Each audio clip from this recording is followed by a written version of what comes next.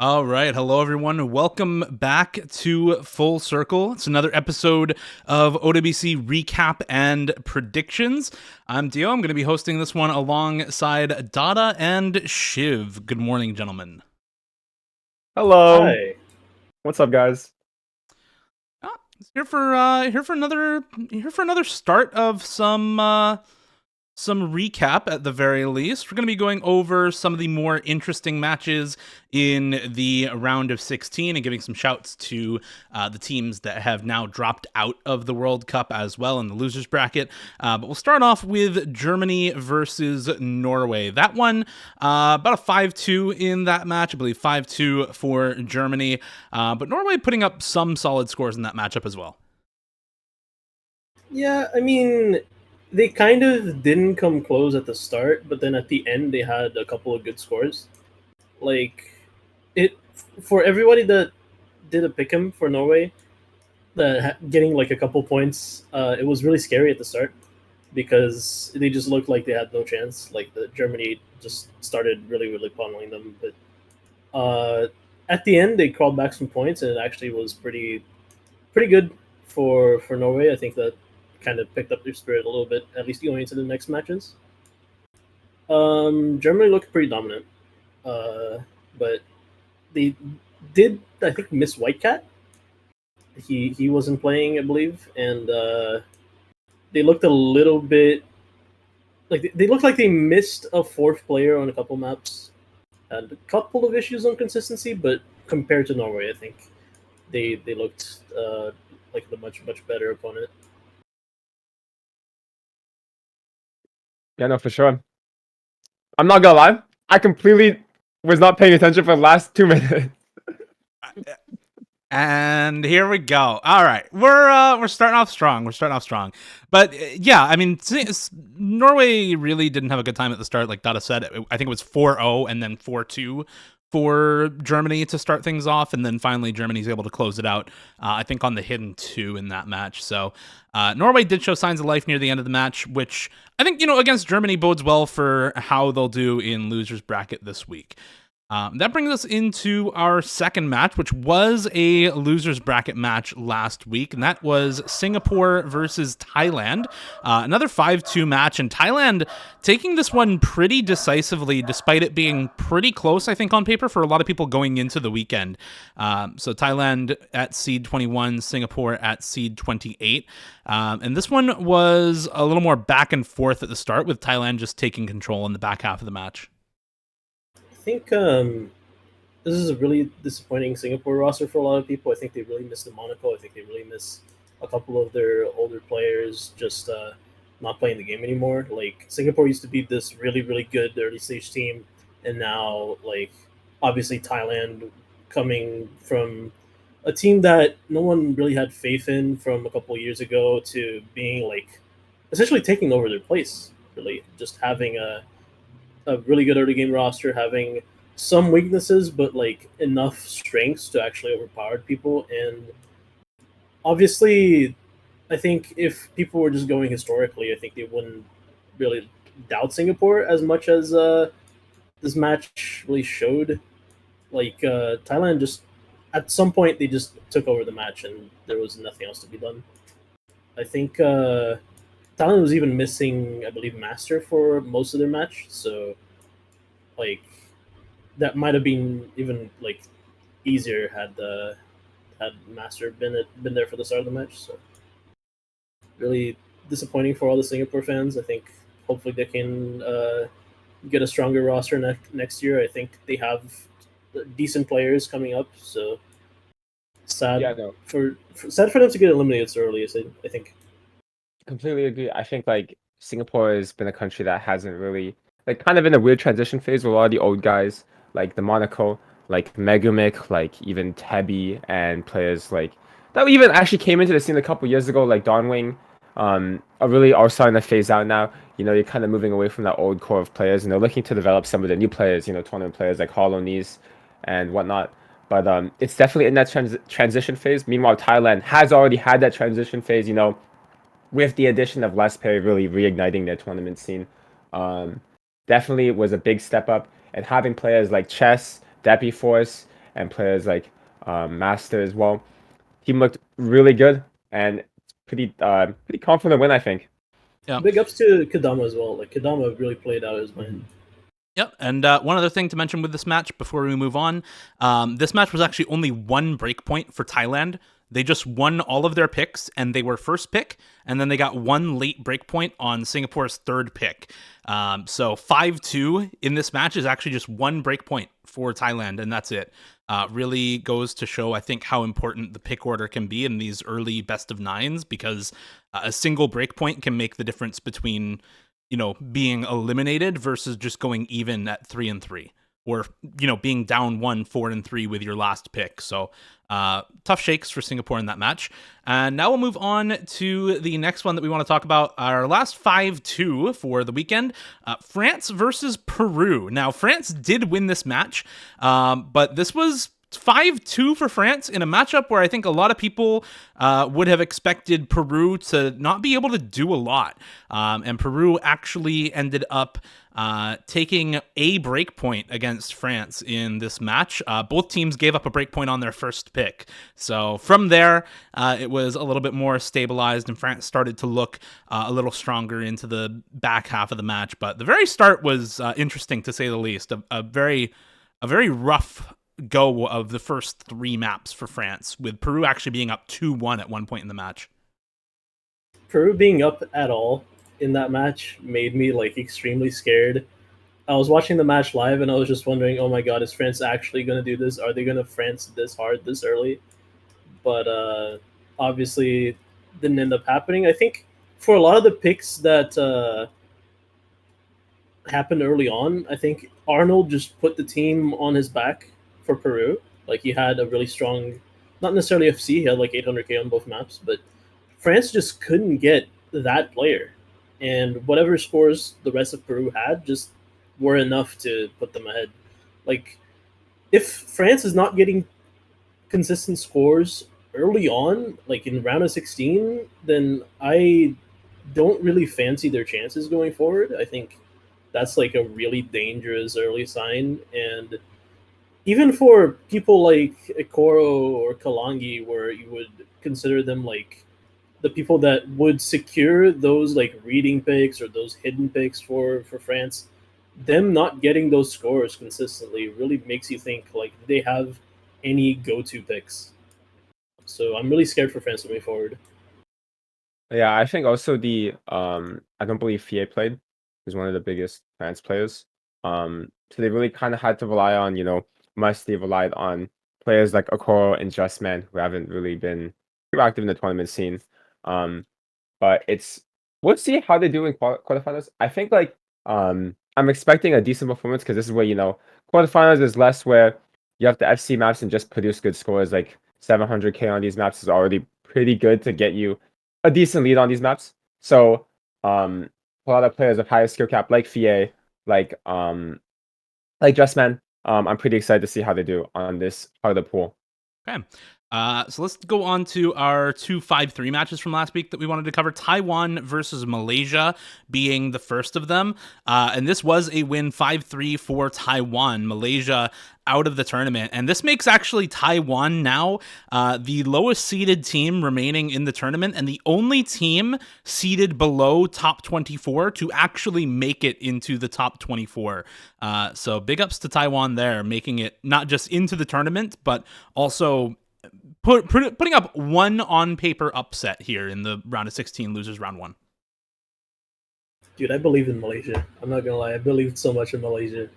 But it was kind of a story of Wuhua versus Willie on a lot of these picks. Especially early on in the match, it felt like whatever pick Wuhua FC'd, they would get the point. Whoever picked Willie FC'd, they would get the point. And then by the end of the match, they just, again, I think they got through with one break point at the very end and then just secured it. It was very close. I believe, if this is the right match, that Malaysia just all kind of broke at the same time on the final pick. So it was really, really sad as a viewer. But yeah, I think this was one of the best matches, at least in the losers bracket for last week. and I'm really happy that Taiwan was able to prove themselves, and I'm sad that it had to come at the cost of Malaysia. Yeah. Again, Malaysia missing so many of the key players, missing Zeph, missing Lunaja. It's gonna cause like a lot of trouble for them, especially for stability. So really just relying on Wuhua, and they don't even have Rampacks either. It's kind of crazy. So Yeah, they missed 5 people yeah, during the they match, only or had 3 five people, players excuse playing. me. Yeah. Yeah, and Taiwan, although technically missing Diastrophism because of the ban, they still had like Willie had some backup. Shout out to Ruyaya, who has been playing pretty well for one of the lowest ranked players in the tournament. I'm pretty sure he only got an OWC because of the rank buffer, but he's been doing a very dominant performance for his rank range, and performed pretty well. And I did vote Taiwan because I've had a lot of faith in those two players specifically, and they've proven that they're enough to win a match, which is really happy. Yeah, it's sad for Malaysia. I feel like, they finally get in top 24 this year. They're finally looking to win a match again, and then they get upset. They're missing 3 players during the match, and even though it's very close, it's 5-3. It's still just not enough to win. So it's definitely sad for Malaysia, but Taiwan have to be feeling happy. There were a lot of people, a lot of doubters, myself included, at the start of the tournament who weren't sure whether they were even going to get into the bracket stage or not. So for them to win a match at all, I think is something they can be happy with for this year. Again, a team with a lot of history, especially in the early stages of the US World Cup, like in the early iterations of the US World Cup, I should say. So happy to see them still doing well at this point. And now on to the other 5-3 match from this weekend, which was Chile versus the United Kingdom. This one in the winner's bracket, of course. United Kingdom pulling off the upset 5-3 victory based off of seeding. Now, obviously, seeding for this match was maybe a little debated because the United Kingdom played without a Kolibed, who just couldn't make it because he got ganked, effectively. And then 5 players out of the 7 who were there for the United Kingdom during qualifiers were playing during LAN, so their qualifiers seeding is ostensibly lower than it should be. So while this was 7 versus 10 on paper, it's kind of tough to tell which of those teams really should have the higher seeding here. And UK putting on a good show, putting up 5-3 against Chile. I think this match went mostly as expected, with UK winning a lot of speed, Chile winning some aim at the start, and hiddens as well, which UK wanted to pick into at the start of the match. I think this highlights a little bit of both teams' weaknesses. I think for a lot of the break points, it was UK being overconfident and hidden and being inconsistent. Like a lot of their players just had random misses. I know personally that their practice scores were much better than those. That's why they were so confident. So highlights a little bit of those in-match nerves that perhaps will hurt them in the future. But it also highlights just the sheer amount of breakpoints in this match. Highlights kind of a weird kind of captaincy issue with Chile in general. Like something isn't quite meshing, where they're not actually getting the picks that they actually are good at through. Like something is off in recognizing their own strengths, and I think that needs to be solved going forward if they want to make it far in the tournament. Yeah. Honestly, like I think just in general, this match is really close. I had it 5-4, so 5-3 was actually a bit of an understatement for me. I'm not really surprised to see that players like Baubman and Maffy, especially Maffy, if you guys know this recently, he's been having a demonic tournament experience in most tournaments he's played, just seeing everything like nonstop. And this match, he pretty much did that a couple breaks. But besides that, I really think, I think Chile didn't even perform bad. Like a lot of the players actually put up good scores, like Suntan, like in the camping, like Alfio, like Nakore, and UK actually some of the players like Schiazzo, like Vajra having more of a shaky session, but they still managed to win. I do agree because of some of the pick and ban stuff. It feels like a win in UK's favor. Definitely going to be that captain experience that UK definitely has. So I'm interested because I think this Chile Vox has a lot of potential. I think they're going to, whatever they face in quarterfinals, would be pretty good for them because I think round of 16 was like a wake up call. So I'm excited to see how they do. Yeah, for sure. Let's go ahead and move on to our 2 tiebreaker matches from round of 16. We actually had 2 of them. First up in winner's bracket was Russia versus China. And I think a lot of people, if they didn't have insider info, expected this to be a little more one-sided in favor of Russia. But a lot of, apparently, players from Russia had not practiced the pool until pretty close to the match time.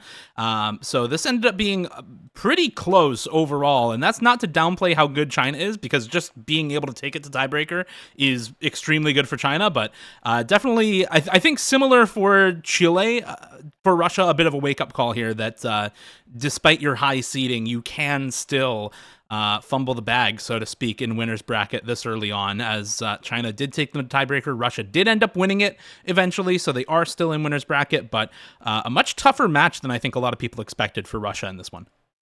I think for a big part of this match was actually both teams performing. I think the Russia sight reading allegations are a little bit overblown, because if you look at the stats, they actually both played really, really well. The Chinese roster had a lot of great maps. The Russian roster got number 1 on Hidden 1 for some reason, when that was expected to be one of their weaknesses. This was just an awkward match all around, where a lot of teams were or both teams were performing really, really well, and then for some points, one of them underperforms and gets a point. So, it's actually fun fact. This is probably the first Russian tiebreaker win since 2012 or something like that, where they hadn't won a tiebreaker since forever. So that's one curse broken.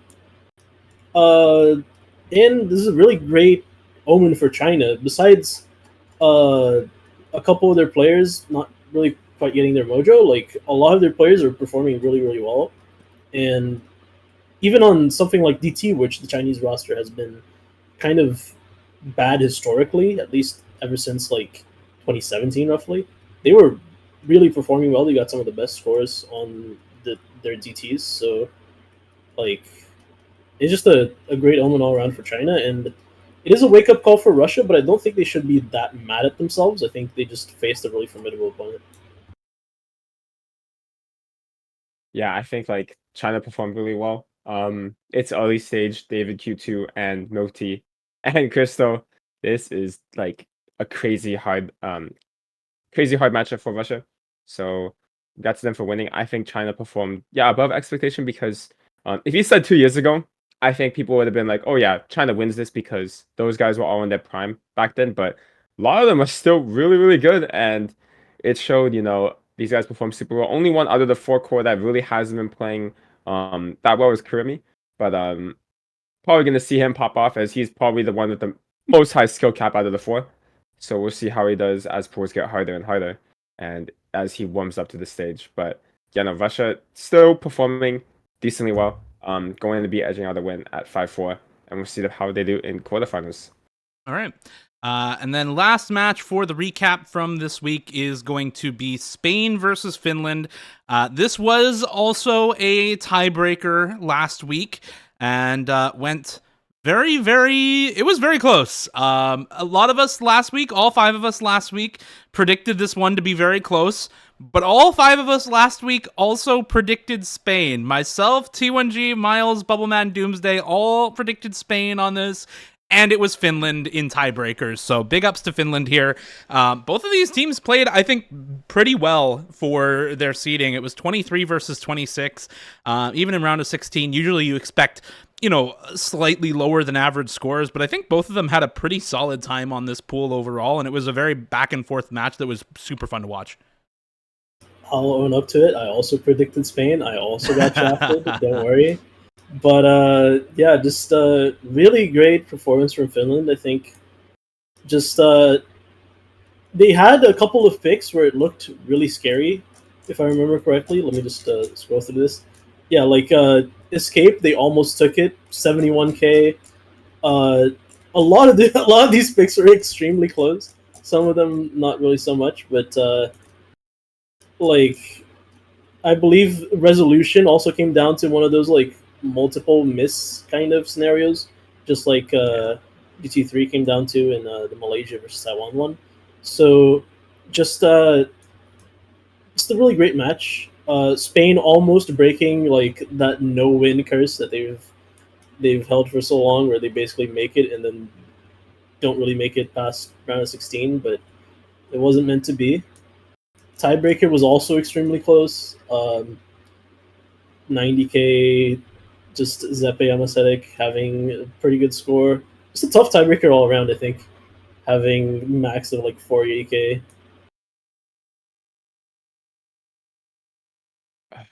Yeah, I think like I also had Spain 5-4. So Finland winning is a bit of a surprise to me, but not it definitely makes sense. I feel like they played really well. I was really banking on like some of the skill cap on tiebreakers from players like Creator and Antonio to really carry them. But it seems like players like actually Zeppi and Amasetic obviously doing very well. Dezku as well actually. So congrats to them. Overall really close match. I don't think anybody's surprised that it went to tiebreaker. These teams seem pretty evenly matched. Um, I've been pretty high on Spain since qualifiers. I thought this team was really good on paper, and it's sad to see them go out 0-2 despite probably being the strongest version of the team they've had yet. So yeah, congrats to Finland. We'll see how they do in quarterfinals.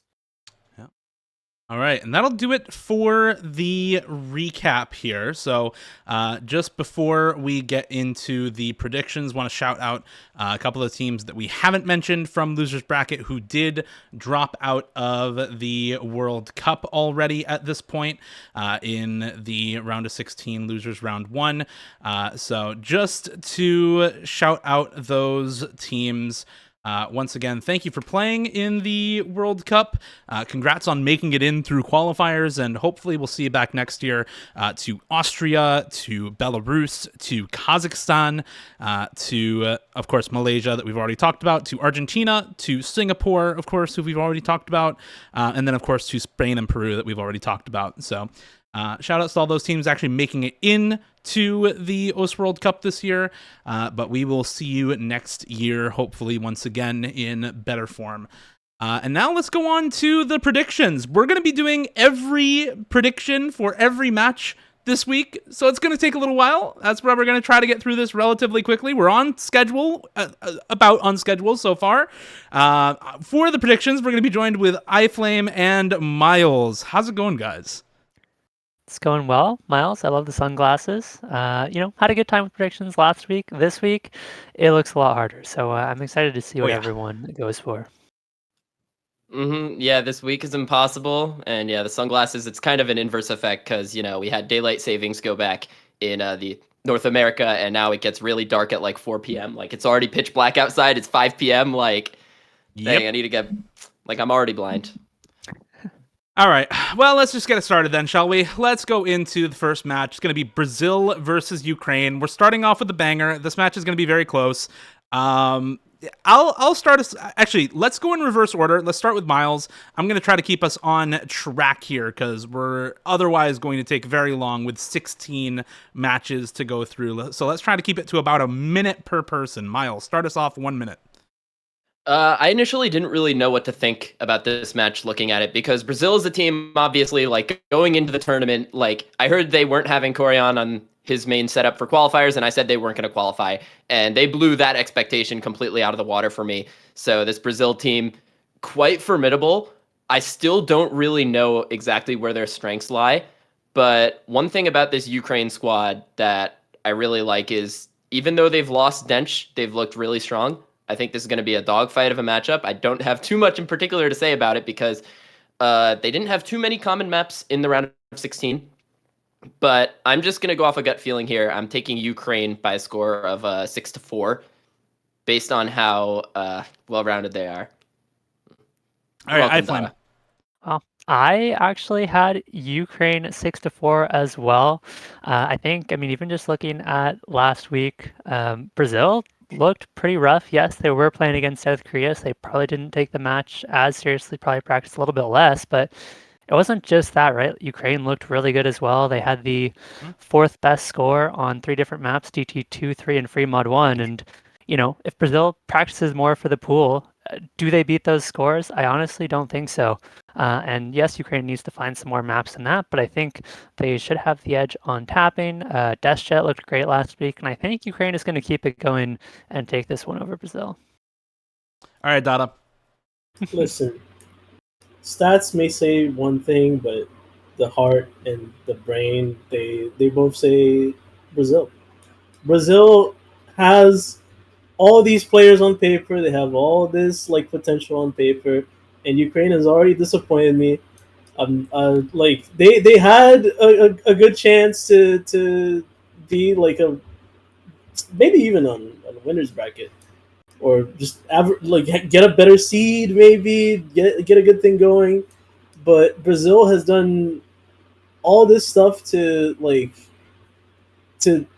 really just throw everybody's expectations off and just upstage and like I don't know. I don't know what to say. Like you can lose 5-0 against South Korea and get dog shit stats. That doesn't matter because you're playing against South Korea. You're gonna punt the game anyway. You don't have a chance. So take stats with a grain of salt. Just trust your heart. Brazil all the way, 6-3. All right, Kevin. Let's see it. Yeah, trust the brain. This is Ukraine 6-3. I think this Brazil roster is outscaled by now. That's all I'm gonna say. Okay, real talk. I actually have a lot of respect for this Brazil roster. I think it was an easier pool. I actually would have them over Ukraine because a lot of these guys look really shaky on early stage. But this is really where I think, Torian hasn't looked that good, and I feel like Sherry Tori and Romance skill cap is gonna go through the roof on this pool. Like maps have already gotten hard enough where I talked about it. An 800k, 900k score on like one of these maps can just solo carry a map at this point on these loser bracket runs, where teams don't have enough depth to approach these 7.3 star, 7.4 star maps, like Wing My Way, like Nomad 3, like Nomad 4. Like there's a lot of hard stuff, and I feel like that gives me a super confident answer that I think Ukraine is taking it 6-3. Shout out to some of the Brazil players, Luis with Droppings and Izzy have been playing super well, but I think it's not going to be enough as Ukraine has this one in the bag. I got Brazil. I'm going Brazil 6. What do I have on the pick'ems? I got 6-4 Brazil on the pick'ems. I basically agree with Dada. I don't think the round of 16 stats matter at all. And I think the thing that matters most for this match is actually the qualifiers, because the pool for qualifiers is the one that's most similar in difficulty so far to quarterfinals. Round of 16 is easier. Round of 32 is easier. Brazil is higher seeded in the qualifiers. Yeah, it's not by too much, right? It's 17 versus 22, but they've already shown that they can beat Ukraine on a pool of this difficulty. And I think that's really all that matters. Add on to that the fact that Korea Maluko was not even at his house. He wasn't even on his home setup for qualifiers. Yeah, he's not, I think, popping off in the way that you expect him to in the World Cup for Brazil a lot of times, right? Through a lot of years, you expect Korea Maluko to really pop off in the World Cup for Brazil. But I don't think that matters because this Brazilian roster has already shown that they have people who are good enough to put up those kinds of scores that you expect from Korean anyway without him being in the lobby. So I think that this is still Brazil. And I think just looking at the qualifiers, yeah, Ukraine is going to have advantage on stuff like the DTs and stuff like the hiddens. But Brazil has a very, very good hard rock team, has a very good aim team, has a very good flow team as well, for sort of flow streams. So I think Brazil should have enough depth on the pool with how non-straightforward the hard rocks were in qualifiers, and with their performance on stuff like Nomad 4, Nomad 2 in the qualifiers as well, that I think they can get by on this pool. They can get enough points and they can win. So also just a quick side note, this pool is basically the same difficulty as qualifiers, maybe even like just a touch easier. It's kind of weird to tell. Like some maps are definitely harder, some maps are definitely easier, but like qualifiers is the actual like thing you want to be looking at. Yeah. Mm-hmm. And I think also this pool being a little more slot pooled makes qualifiers a better metric because qualifiers is like probably every year the most slot pooled thing, at least with this pooling staff. So the fact that we have a more conventional pool that just plays more in Brazil's favor, but tomar no cu. All right, let's move on to the second match. So officially, we're doing Ukraine three people in favor of Ukraine, 2 people in favor of Brazil. So when we go on to the potential match, it'll be Ukraine that we talk about for that potential rather than Brazil. And their opponent in that potential match is the winner of Philippines versus France. I will start us off on this one, and I will say that I am going for Philippines here. And I think the reason is pretty obvious. At this point, I've talked about it a lot, but it always feels to me like France is a team that is never able to capitalize on how good their players are in the World Cup. All of these players individually are extremely, extremely good, and it feels like they have a really hard time coming together as a team in the World Cup. I don't really know how else to put it. But Philippines, yeah, they had a pretty bad round of 16 against Hong Kong. But qualifiers, round of 32, Philippines looked much better. France, they were missing 2 players in round of 16. So I think for both these teams, comparing round of 16 stats is a little bit of a lost cause because France was missing 2 and Philippines had a very bad week versus Hong Kong. So I'm looking much more at the round of 32, the qualifiers, and among those rounds, I feel like Philippines just has a huge advantage, especially because neither of these teams are super speed focused either. It feels like both of them kind of want to pick into the same stuff, and Philippines just tends to be better on those. Yeah. As much as I fuck with the France roster a lot, big fan of a lot of these players. I think Philippines is the confident answer. I wouldn't be surprised if France wins, but even though I'm saying that, I'm gonna predict like 6-3 for Philippines. Mainly because I think on paper France can win this match, but it's just from the history alone from the last couple of matches that leads me to want to put Philippines over it. Like, I think if Fie and Ikoro and players like Charlie Lee like lock in for one stage, now is the time to do so.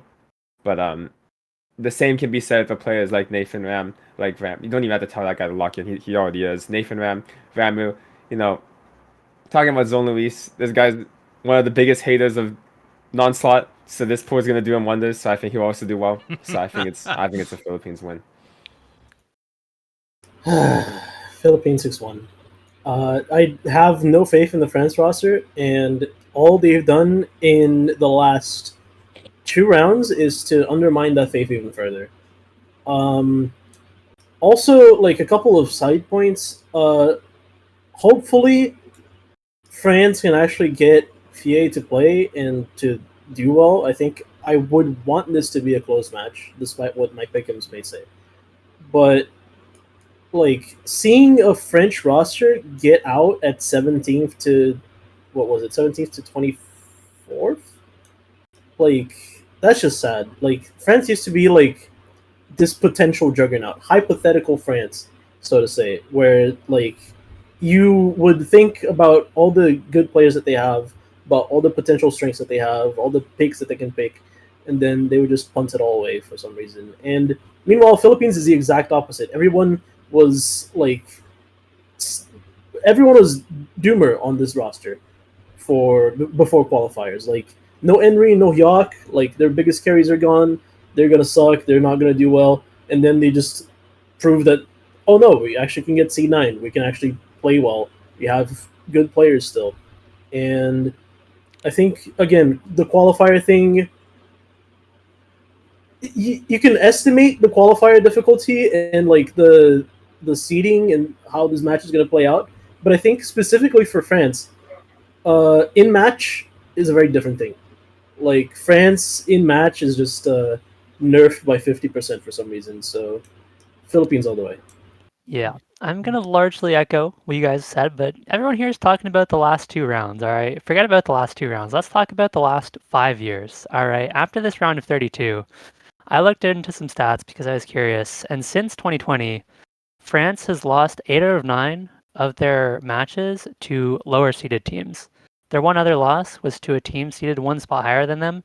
This team just does not have the clutch factor. They do not show up when it matters, and this one's going to be Philippines 6-2. Yeah, there's just no faith left in this France roster. Yeah, I'm gonna agree there. I've drank the France Kool-Aid for far too long. They're probably the reason why I didn't win Pick'ems in 2021. Yeah, Philippines 6-0. France next year, please have an identity in your roster, because I feel like with the French roster, it's like you could almost say the same thing with Indo, where it's like I feel like they could win any map but lose any map as well. It's like they don't have like a strength that they reliably pick into and win. Like the one year in the last few years they've done well was with Vroom, and with Vroom they really had that identity with Hard Rock, with like speed, those Vroom skill sets, but without him, I just feel like this team is kind of aimless with what they pick, especially with Ekaro not really having his head in the game. All right. So that's 5 people in favor of Philippines for this match. So the potential we're going to talk about here for Philippines is Philippines versus Ukraine. This one is, I think, a little interesting because the Ukrainian roster, I think, can match up fairly well into Philippines. A lot of the strengths for Ukraine are mostly speed mechanics based. But unfortunately for Ukraine, I think Philippines has a good enough speed and DT roster, has a good enough hard rock roster to still outscore them there, has a good enough hidden roster to still make it so that Shari Tori as a hidden carry player isn't really able to operate for Ukraine as the sort of clutch factor. And just looking at the qualifier scores, I gotta go Philippines like 6-1 or something almost. It feels like this is going to be I think a pretty one-sided match based off the scores that we've seen on the only map pool of similar difficulty so far in the US World Cup this year. Okay. I have a little more faith. I think it's going to be probably 60 or 64 for Philippines. I still think that they pretty much what I see from this Philippines roster is that the best players like Nathan Ram, unironically now players like Miltias and who's been playing super well. Players like Ramu, like these guys are going to be able to match players like Roman, Sherry Tori, the hard hitters on Ukraine. And the overall supporting cast in Philippines is going to be much more useful on this quarterfinals pool. That I think that they just have that roster depth. Scene has been playing super well. Impulse has been playing really well. I really think that 6-3 Philippines is a pretty good guess. And I'd be excited because I'm going to rate it high because I think this Ukraine roster has a lot of potential. If these players lock in, Prime Roman can go guard mode on any pool, but we'll see if they and Sherry Tori has been playing super well. So I'm really confident in these 2 players. I see the rest of the players. Vachi PO step up to his previous form. Magnetic even tap into his potential he's had for a couple of years. I got to see something happen here if they want to win. So, regardless of who goes through, Ukraine or Brazil, I think this match is going to end up very similarly. But I think this is a match that changes with the outcome of the previous match and the information we get from it. So if Philippines doesn't show up versus France, I think they as a team, besides Nathan Ram, really, maybe including Nathan Ram, they're a little bit momentum based, a little bit emotional. Meanwhile, if Ukraine shows up or if Brazil shows up, they can carry that momentum forward. But I still think currently, before the weekend starts, my prediction would be 6-2 or 6-1 for Philippines. I think that in theory they're just much better, and they match up really well against either of those 2 teams. I feel so. Just Philippines, I think, fairly easily, but that can change depending on how they show up versus France. Yeah, I'm going to take 6-1 as well. I think the Philippines have the higher skill cap, have more depth to their roster. And as much as I like this Ukraine team, I just don't think they can really keep up with Philippines unless they have a really off day. I'm actually closer to Chev on this one. I think that Ukraine, on a good day, is able to take this match. It's like, you talk about Zone Louise on a slot pool. Let me tell you about a European country on a slot pool. Like, these guys, all their tournaments are all on slot pools. I think these guys are going to do, at least they're going to feel very comfortable on this pool. And if players like Raf GPO, who I think haven't really been playing up to that potential that we know him for so far this tournament, can step up, I think Ukraine will be able to match Philippines on their strengths. Now, I'm still going to say Philippines wins this because on paper, I kind of feel like it's a little crazy to say otherwise, but I'm going to go like 6-3, 6-4. And then if Ukraine does have that good day and maybe an off day for the Philippines, this could go the distance, maybe even to tiebreaker. Okay, so that's it for that part of the losers bracket. We're going to move on now to the next losers bracket match, this one between China and Finland. Miles, start us off again. We'll go in reverse order. Now, Finland, your price for winning that previous match in tiebreaker is to go up against that juggernaut that took Russia to tiebreaker last week in China. And China, we aren't really at the point yet where they're going to get skill capped. And Finland, I think regardless, doesn't really have the skill cap to really fight against China. But one thing that is very notable this match is that Finland's biggest strength lines up with China's biggest weakness. So Finland will really be able to push that speed, push that tapping envelope, and be able to get a few points on the board, which is why I'm going to say China probably wins this one 6-3 or 6-2. But I think this one is probably going to be very definitive for China. Yeah, I'm going to agree with your prediction, but I'm going to have to agree slightly with the last thing you said. From what we've seen so far, qualifiers and the round of 16 as well, Finland has been strongest on the DTs, but China has consistently been slightly better on the DTs week after week. So I'm actually not sure Finland even has the edge on the DTs. Of course, Crystal is always a great performer for them. Milk Tea has looked great all tournament long. And so I think it's actually going to be a little bit more decisive, even though I predicted Finland last week. I think this is the end of the road for them, and I'm going to say 6-1 China. Chickadee China, the Chinese chicken. You have one drumstick and your brain stops ticking. What did you China's just say? 6-0. No, I get the reference. I forget where it's from, but I know that reference. I get it. It's a Canadian classic. How could you not know it, Chiv? Not talk about it. China 6-0. I think every weakness that China has, Finland cannot match them on, even while it is a weakness. And I think even the strengths of Finland are perfectly matched by China. I think this Chinese roster is extremely good this year. I think I like, at least previously I underestimated them, but now I can see it. Yeah. As the diversity factor on this cast, I'm inclined to say that China will win this one for the great of my nation. Anyways, like, I love this Finland roster. Really good friends. Guys have been playing super well, but I think it's the end of the line. Biggest worry is that one of the strongest players, Amacetic, like, he's the reason why they've been getting a lot of these points in non-speed picks and other stuff as well. Like, he just carries, same with Shadows and Zeppi. But I'm just worried that these guys are starting to, when it gets into this mid 7-star range, these guys really start leaning towards their strengths. Shadows solely focuses on, hard rock and precision control. Amacetic pretty much only focuses on speed because a lot of these aim maps and other like gimmicky stuff becomes too convoluting. Zeppi focuses on mechanics. It's that kind of worrying trend where it's like these players are really losing their footing in the all-rounder. But like China, I would not be surprised if Milk Tea could play this entire pool. Same with David could play 90% this entire pool. And that's the biggest concern. And also for China, I think in terms of DT, I think the DT consistency might be a little lower. But like I think these tapping players like Dwagon, Z Numbers, who's a complete combo gamer. I think these guys can definitely put up some numbers. So I'm gonna go 6-1 in China's favor. I think Finland can grasp a point probably on the one speed pick that they leave open.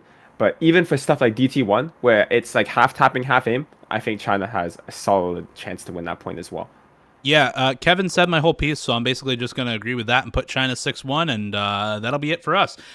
So yeah, now on to the next matchup, which is going to be on the other side of China versus Finland. If I have a second to change everything on OBS before I switch over, there we go. It's going to be Norway versus Indonesia, and I'll start us off for this one.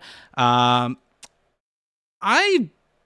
got Norway 6-2 in the pick'ems. I feel like Indonesia recently has been a little like France. The last couple of years, wherever they have qualified into the World Cup, they tend to finish actually lower than where they qualify in. And I think that's probably going to hold true this year as well. They qualified in seed number 18, so they're actually going to finish about where they qualify in, but I don't think they make it in the top 16 with this sort of a matchup.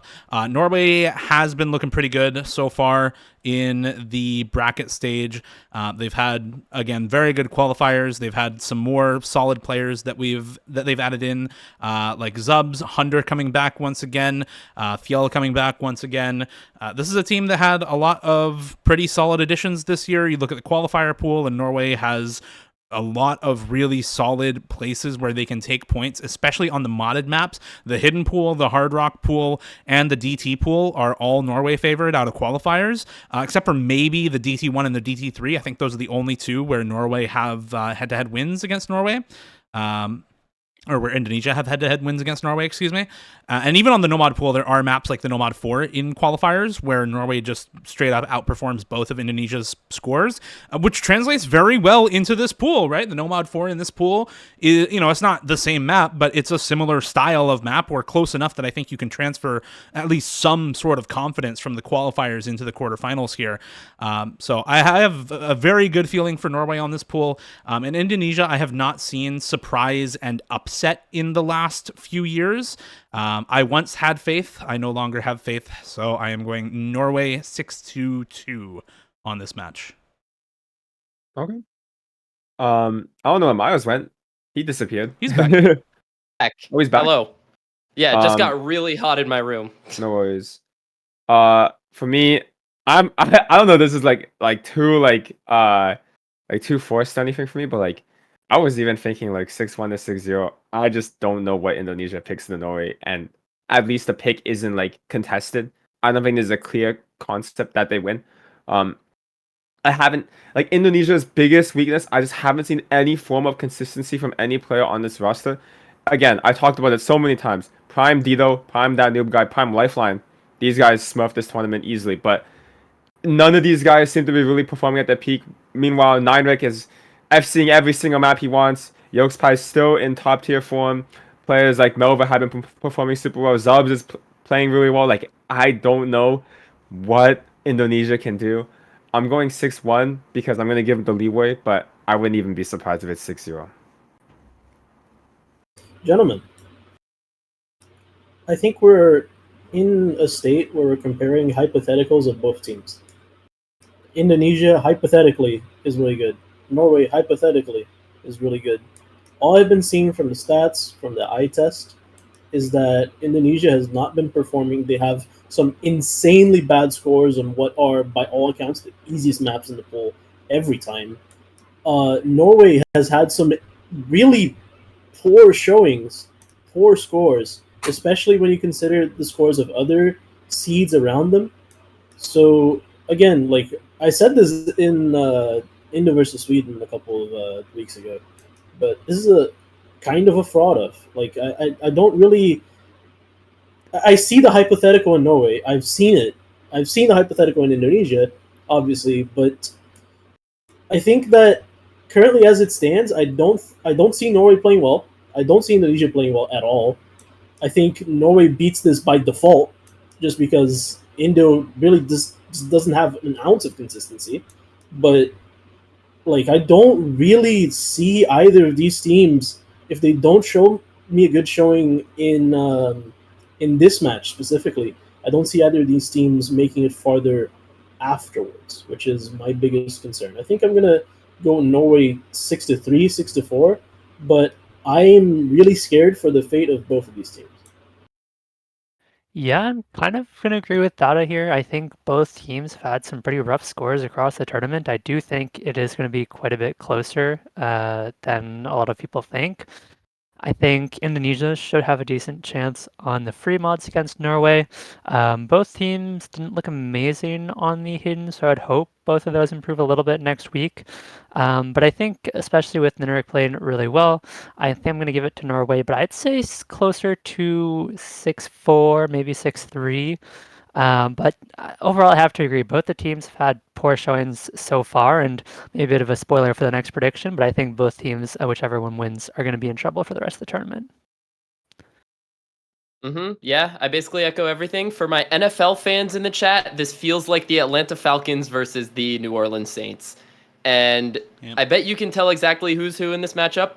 Norway, like, you've got Kirk Cousins, like, you've got those players, perform big in the clutch. But Indonesia, it's like, you think they're big, but really, I say the same thing that I said for France, where it's like, I feel like they have no identity with their picks. Like, it feels like they could win a lot of maps and lose a lot of maps.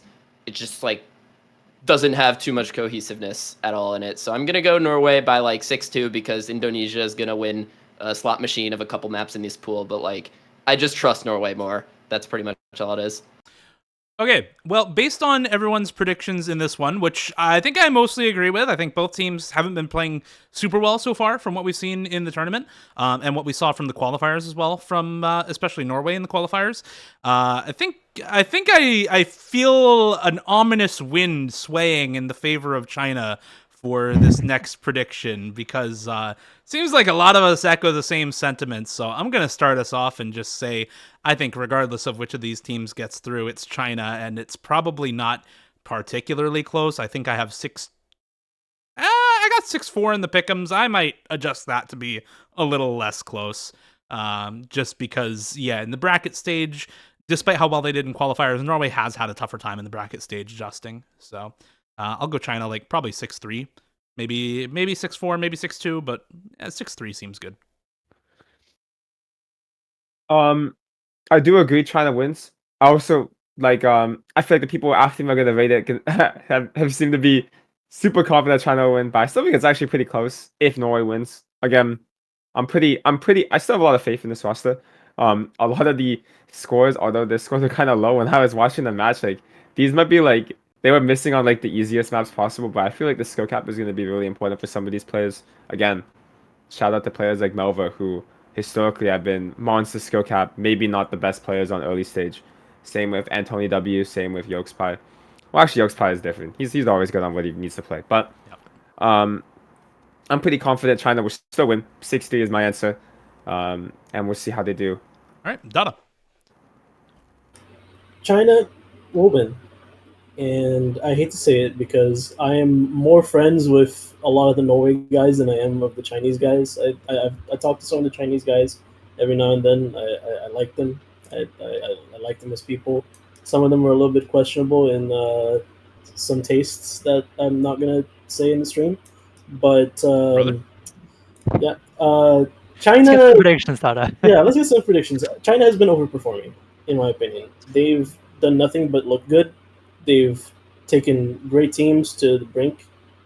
And Norway, they've struggled on some picks versus Thailand. They've struggled on some picks versus their previous opponent, which was I'll just check here. Germany, right? They looked really bad at the start. They actually got a little bit better later on. But basically, China has just been making everybody more confident in picking them. Meanwhile, Norway has, if you look at the stats, if you look at the matches, like they've been scraping by, and I don't think you can scrape by versus the Chinese roster. I have 6-4. Again, just as Dio said, I might take that down a little bit to 6-3. I think this is not a definitive, but a fairly straightforward win at least. Like I see the path for the Chinese roster to take. I see that Norway is going to try to contest them on speed. Because the Chinese roster has a decent enough gimmick roster, and Norway doesn't have that gimmick roster anymore, that reading roster anymore. They just have a couple of players. So I'm taking China.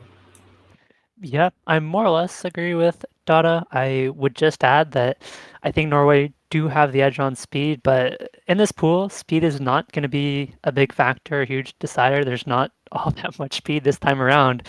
And so all of a sudden, your best player in Nineric becomes not that big of a factor potentially.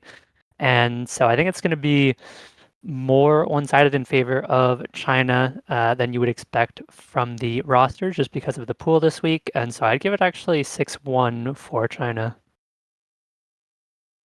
Okay, so I know exactly, like, if you're following the momentum here, you have two teams tied by the hip in seeding, which is done by the qualifiers, which is the closest comparison in difficulty for this pool. But, like, you guys all so definitively picking China here. It's like, we do all this talking up of Norway, but, like, this is just one of those things where because you guys are all for picking China, I'm going to pick Norway here because it's just not fair to them. Like, by the way, I know most, or at least a lot of the Norway team is watching this. This is your matchup right here. You versus China in this matchup, this is the one where you tell everybody else if you're legit or if you're not. Because you lost a couple points to Thailand. You didn't look all that good against Germany. But now this team, this is like your weight matchup here. We got two welterweight teams here going up against each other. And it's one of those things where, yeah, China probably, based on the map pool, looks a little bit better. But like Nineric, one of the narratives with him is that he's not just that speed player. He's that guy on other skill sets, perhaps even everything except for reading, able to be kind of this guy you can look to carry. And then even on the reading, you've got, Yokespie, Zubs, Antony W. Like, I think they've got a fighter's chance in this one, even if you do favor China. So I'm going to go for the underdog here based on what you guys are voting, but I definitely see where you guys are coming from. I like that. I like that because having 5-0 on picks for China, I think, underrepresents what this match may come down to. Yeah. Like I initially had 6-4. I might change it to 6-3. I think the path is there for China, and the path is shakier for Norway, and that's why it looks better for them. But yeah, it should still be a good match in this one. Okay, that will do it for this quadrant of the losers bracket, and now we go on to our next quadrant, starting with Sweden versus Thailand. Miles, from the back, start us off. Yeah, so you know how I was talking about how I was always a France believer and that lost me pick'ems? Well, I was always a Sweden doubter and that lost me pick'ems. So I'm probably going to go Sweden in this one. I think Thailand, they kind of have the opposite thing with comparing them to teams like France and Indo, where they have such a strong identity and they can pick it in this map pool. Like that, like reading roster of Lesperi, Kedama, Chess, Stepiforce, like that squad is so unbelievably strong on their maps. And Lesperi, he is that guy. Like, there was a question last week, is Lesperi that guy? After last week, we can confirm he is someone you can look to at this difficulty of map pool to carry you through a lot of picks. But Sweden, they have a really deep identity as well, and I think that they'll be able to fight them on Thailand's identity with Scylla and Phelan both being so good at reading as well. So I'm going to go Sweden here, but this one is going to be really close. I'm going to say 6-3 or 6-4 to Sweden. This one is a really interesting matchup. I think, I mean, looking at stats from last week, it was actually Thailand who had a bit of a better showing. Lesperi and Kadama both popped off 14th and 15th individual. And even the supporting players from Thailand had good showings. With that said, contrary to Miles, this year and last year, I've been a Sweden believer, and it has paid dividends both years so far. And so I'm going to have to go with my gut and stick with Sweden, keep the Sweden train going. I think, so, especially on a more difficult pool, will be strong enough to bring it through. But I do think it will be potentially pretty close. I'm going to say 6-4 to Sweden. I don't really see where you guys are getting the fact that it will be close. I think Thailand has like this very steep drop off, in at least in theory. We haven't seen anything to indicate otherwise. Meanwhile, Sweden, their drop off is a lot later. They still kind of ramp down, but not as much. So I think the pool getting harder, Sweden being Sweden, and Thailand being what they are this far, which is this kind of very good early stage team, can upset a lot of teams. But just this whole Sweden ordeal, I think, is a fairly easy win. I think in a quarterfinals pool scenario, Skilla can solo carry, Phelan can solo carry on a couple maps, Andrews can solo carry on a couple Sweden maps. I think Thailand has very specific weaknesses that can be really easily exploited. Meanwhile, Sweden has a more well-rounded roster that I don't think has many of those. So I'm going to say Sweden 6-2. I could say 6-1, but I think 6-2 is a fairly confident scoreline. Yeah. I'm pretty confident. I think it's Sweden 6-2. I think what's gonna happen is Sweden's gonna ban Nomad 5, Sweden's gonna ban Hidden 2. Thailand's going to win Hidden 1, and Thailand might get one more point on some non-mechanics pick, and Sweden will win every single pick they pick because the only players on Thailand that can even contest on the mechanics stuff is like a crossover between Chess, Les Perry, and Kadama. They really don't have like a fourth at this point. And Sweden is just gonna look so good. Players like Trumpetino gonna have a field day on this pool. Keep in mind that Sphinx has been not playing. I don't even know if he will play this match, but if he does, that's a big factor. I don't think he's played any match because of some problems that happened with him. So Sweden has been playing with a 7-man roster for a while now. But That's C-Pin, right? Yeah, Yeah, C-Pin is C-Pin. Spinks. yeah, really good player. But again, Melwem, Yagako, Andros, Skilla, these guys are going to dominate every mechanics pick. They're going to win. I'd be surprised if they lose their own pick in this match because I just think that every single mechanics pick is going to be on their side no matter what. And the only map I can see that Thailand has a 70-30 to win is Hidden One. That's not going to be the two gimmick maps that will be insta-banned. Maybe Blood Drain, but we'll see. If Trumpeter doesn't pick Hidden again. I'm going to move us on because, I think this is also Sweden, and I don't think it's particularly close. I think this is pretty much just 6-2. I see the exact same path as Kevin does. Sweden bans reading, and they win almost every mechanics pick. They still, at the very least, contest, if not win, the non-mechanics picks in this pool, left outside of the No Mod 5 Hidden 2. So I just don't really see a path to victory for Thailand, and that's the biggest problem is, even if they can put up really good stats on these reading picks, even if they are a very, very good hidden team, they probably still take a couple of points versus Sweden, but what else is there for them on this pool besides that? And that's the question I really struggle to answer for this matchup. So I think it's Sweden 6-2. And specifically for chat, guys, I don't see the path that you're seeing because I don't think Thailand has a 4-man roster for a couple of these picks. Yeah, I understand they can ban them, but it's still extremely tough for them to actually win.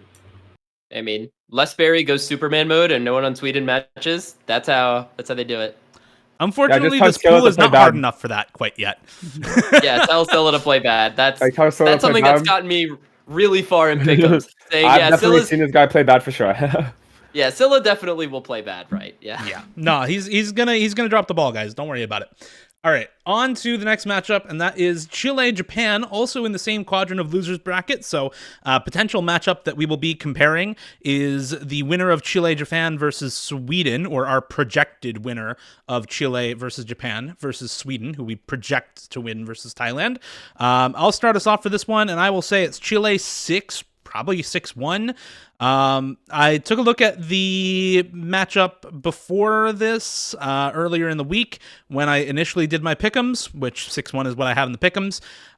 Chile, of course, has been inconsistent on the speed and bracket stage, and I think that is something that you can kind of predict looking at their qualifiers runs. They did have, some very big highs and lows on the DT2 in qualifiers. 4.5 million versus 3.6 million is a whopping 900k difference, right? So there is some inconsistency there for Chile on these speed picks, and that has manifested in not only points for Spain against them, but also a loss to the United Kingdom. So I do think it's possible for other teams to take points against Chile. I don't think they're an indefeatable monolith, but at the same time, they are still just straight up better than the vast majority of teams in this tournament. This is one of the teams that we predicted at the very least top 8 at the start of the tournament, and I still stand by that. I still think Chile is one of the best teams in this tournament, and they are, I think, going to not have very much trouble with this match. There are some picks that I think Japan can do well on, specifically their Hard Rock roster with players like Eiger, like Ryoshi, like Tichi, can be very, very strong. Some of their more gimmicky maps with players like Stonebream, again, Eiger, Tichi, Rikuima as well sometimes, can do very, very good things for the Japanese roster on some of those picks. But some of the traditional strengths for Japan, like those DT mechanics, they might be able to take a point against Chile on maybe one of those maps. But unfortunately, despite Chile being inconsistent, this pool, I think, is hard enough that Japan is also going to struggle on those picks and not be able to get the kind of scores needed to actually win those points. And so I think it's still Chile, and I think it's pretty one-sided. Yeah, I think it's, although I'm a big fan of this Japanese roster, I think it's 6-2 Chile favored. Mainly because this Chile roster, this is where they start, Mafi FCing every map in round of 32 and round of 16 to Mafi still FCing every map in quarterfinals is going to be a huge difference. And players like Inner Camping and Suntan only get better with time. Japan really just has to rely so much on Tichi to still consistently be the best player on the team and to just pick anything that Eiger can really back him up on. But even then, I just don't see a world where Japan even can get more than 2 points, which is like I think that they might win like one of the two like aim mechanics focus picks, which Chile looks a little shaky, I guess. But even then, that's probably just me having a lot of faith. Realistically, this Chile roster just looks so strong coming into this match. I wish Japan had their last year roster because it would look super good having, players like Ropan who dominated almost versus Germany last year. That was one of the best matches of the year, mind you. But it's so hard for me to say anything above 6-2. Does anybody in this call believe Japan is getting more than 3 points? If so, speak up now or forever hold your peace. Alas. That's what we thought. Chile, probably 6-1. I think they just have a better overall team than Japan. I think even Japan's overall strengths are matched by Chile, so they can contest a couple of picks, but not that many. I think 6-1 just because of the fact that they have one guy who broke their collab over there, which is No37. So that's one negative point that they have in their tab. So yeah, just a very simple win for Chile. I think they can make it worse. I've seen this Chilean roster be a little bit inconsistent in the past.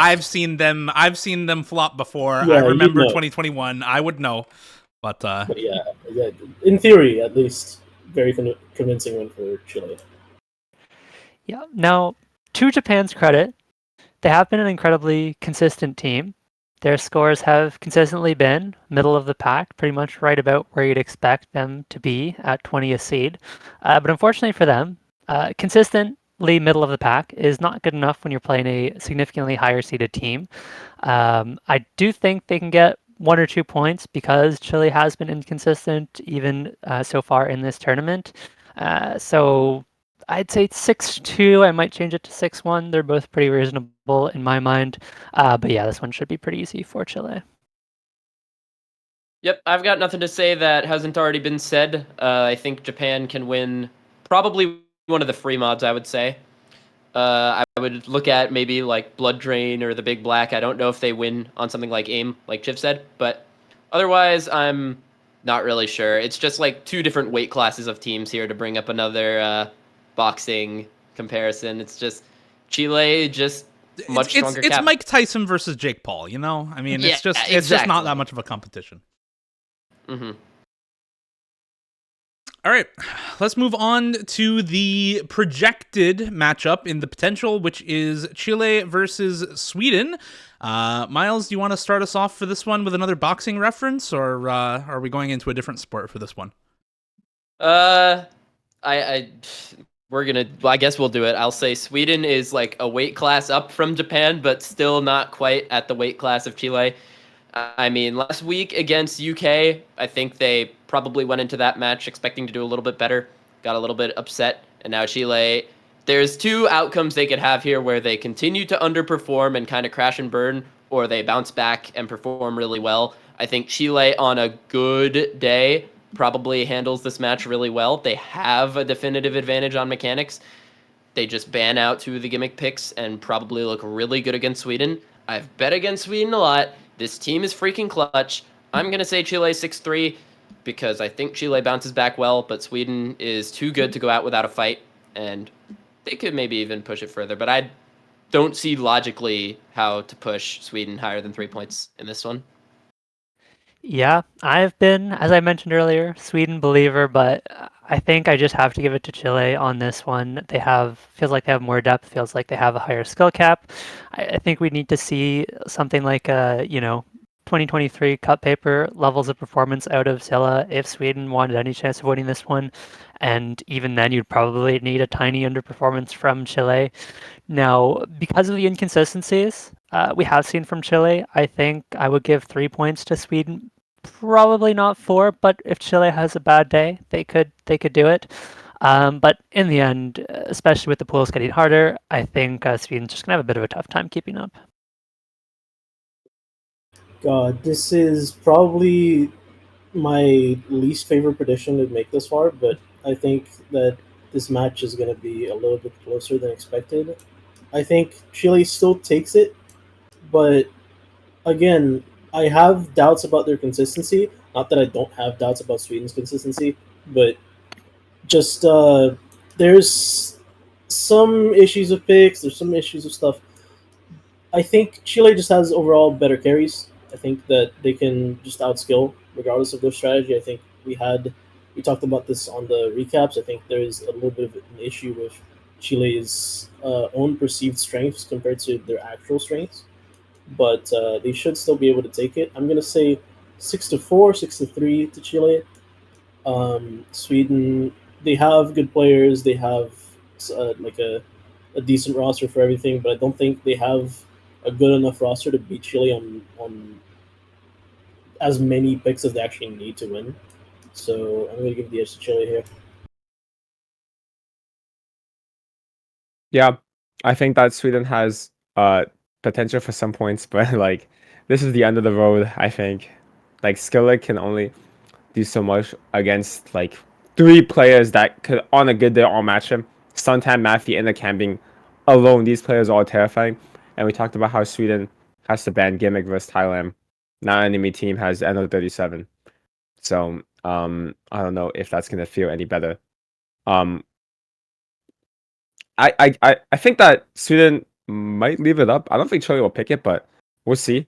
I don't know what I'll say. Like, I don't really know how the Sweden roster really beats this Chile roster besides Hidden though. So, and again, Hidden into NO37, Hidden into some of these other players. Santan can play it as well. We'll see. 6-3. Yeah, I don't have too much to say that hasn't already been said. Chile is inconsistent for sure. They've had troubles in the bracket stage. But despite that inconsistency, last weekend they are the head-to-head winner in 3 of 3 head-to-heads with Sweden. The only head-to-heads they lose were in round of 32, where they completely shit the bed on Nomad 2 against Spain. They lose that one to Sweden. And then they lose the DT2 head-to-head to Sweden. But the other 3 head-to-heads from round of 32, they all win, so they still win the majority there. And then the last stat I'll give you is that in 11 of 13 maps in qualifiers, both of Chile's scores are better than both of Sweden's scores. So despite their inconsistencies, even in qualifiers where you are allowed to be inconsistent and still peak, even their worst runs were still better than Sweden's peak. So I just don't see a path to victory. I think I got like 6-2 in the pick'ems. And with that, that'll do it for Chile versus Sweden and this quadrant of the losers bracket. We now move into the last set of losers bracket matches before the winners bracket, starting off with Turkey versus Taiwan. Taiwan, the Let lowest... me start. Okay, hold Let on. me start. Hold on. I was going to say, Taiwan, the lowest seeded team in the losers bracket, the lowest seeded team remaining in the tournament. They're the only team that managed an upset in losers bracket last weekend. Can they do it again this week, Dada? Guys, I have no idea what it said, but I was pinged with a captioned image of me predicting France over Turkey in round of 32 in Turkey's team chat in OWC. It said some shit in Turkish. I have no idea what it means, but I am now Turkish Homelander. Turkey will win this 6-4, and I believe that Raikoho is a better player than Willie, and that's basically the reason why I'm believing in Turkey so much. Now that Turkey's gotten out of low elo hell, they can actually go and have solo carries. And this is a great solo carry pool for a lot of the maps have actual difficulty in it. You have Wing My Way, you have Big Black, you have some of the other maps like HR2, all of which Raikoho can probably shred. And just, they have good enough players to back that up. So Taiwan, obviously they're a lower seeded team. They've impressed this far. They have really decent solo carries in Willie and Riaya, but Turkey just has a better roster. I think that at the end of the day, I think that Turkey can make it probably even further than this. We'll see what happens in the prediction of the other match. I go second. A lot of talk about Raikoho. Let's talk about the real Turkey carry from last week. Mr. Shinkiro himself did a monster performance versus, I believe they're against the States. But he played super well, top 15 performer, and I think that he is actually the difference maker. Even if Willie plays well, and can match Raikoho in some of these picks, I don't see the next player that will match Shinkiro. it should be either Ruyaya or Imokura, but I think he is so much farther consistent on these higher SR pools. I think he will lock in specifically. And players like, Clutch X or K, these guys still got it in the bag, going to be enough to match the lower tiered players on Taiwan easily. So I think it's a confident win for Turkey. I'm going to say 6-2. iFlame, you're up. Yeah, I was more or less going to say what Shiv said. I think Shakira looked great last week. Raikou has been slightly better than Willie for most of the tournament. And Taiwan, I think, is just going to be outscaled at this point outside of, one, maybe two players. And so I think this one is going to be fairly heavily in favor of Turkey. I would probably say 6-2. They just have so much more depth, and Taiwan, even last week, they did have an upset, but a lot of their scores looked really rough. All right, Miles, what's up? For me, this is actually the toughest match to call because, you look at the qualifiers, which is the closest indication of difficulty, and Turkey did pretty much better. But I'm really worried about how this match goes because these are two teams that like to pick kind of similar things. Like Taiwan, according to last week's stats, did a little bit better on the speed. There's not too much speed in this pool. But Turkey, they're not going to ban it out because Turkey has Raikaho, the best player in this matchup, probably by far, probably the highest skill cap player, the highest ceiling player here. But once you run out of that, I feel like these are two teams that are really starting to get third and fourth manned on some of the other skill sets in this pool. So we're kind of playing a little bit, kind of shooting the shit a little bit on some of these other skill sets to see which ones are they not going to be skill capped on. And that's going to be the chaos factor in this match. I don't really know, outside of the mechanics, what do you pick here, bro? I don't have any mental vision on how these teams are going to do on, say, the hidden pool, the gimmickier maps, the techier maps, the things that aren't really your most common skill sets. So in a world of chaos, I trust the team with the best player. And in this matchup, that's Raikaho.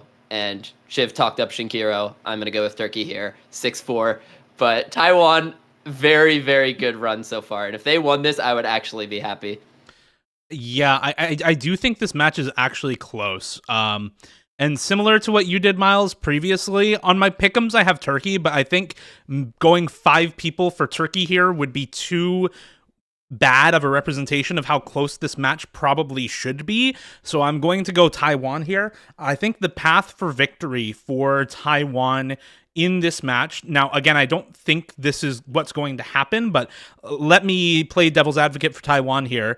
The path to victory for them is you ban out DT3, you ban out Nomad 2, especially against Raikaho. Somebody who has FC'd Yomiuri is going to absolutely blast your team out of the water on that Nomad 2 in this week.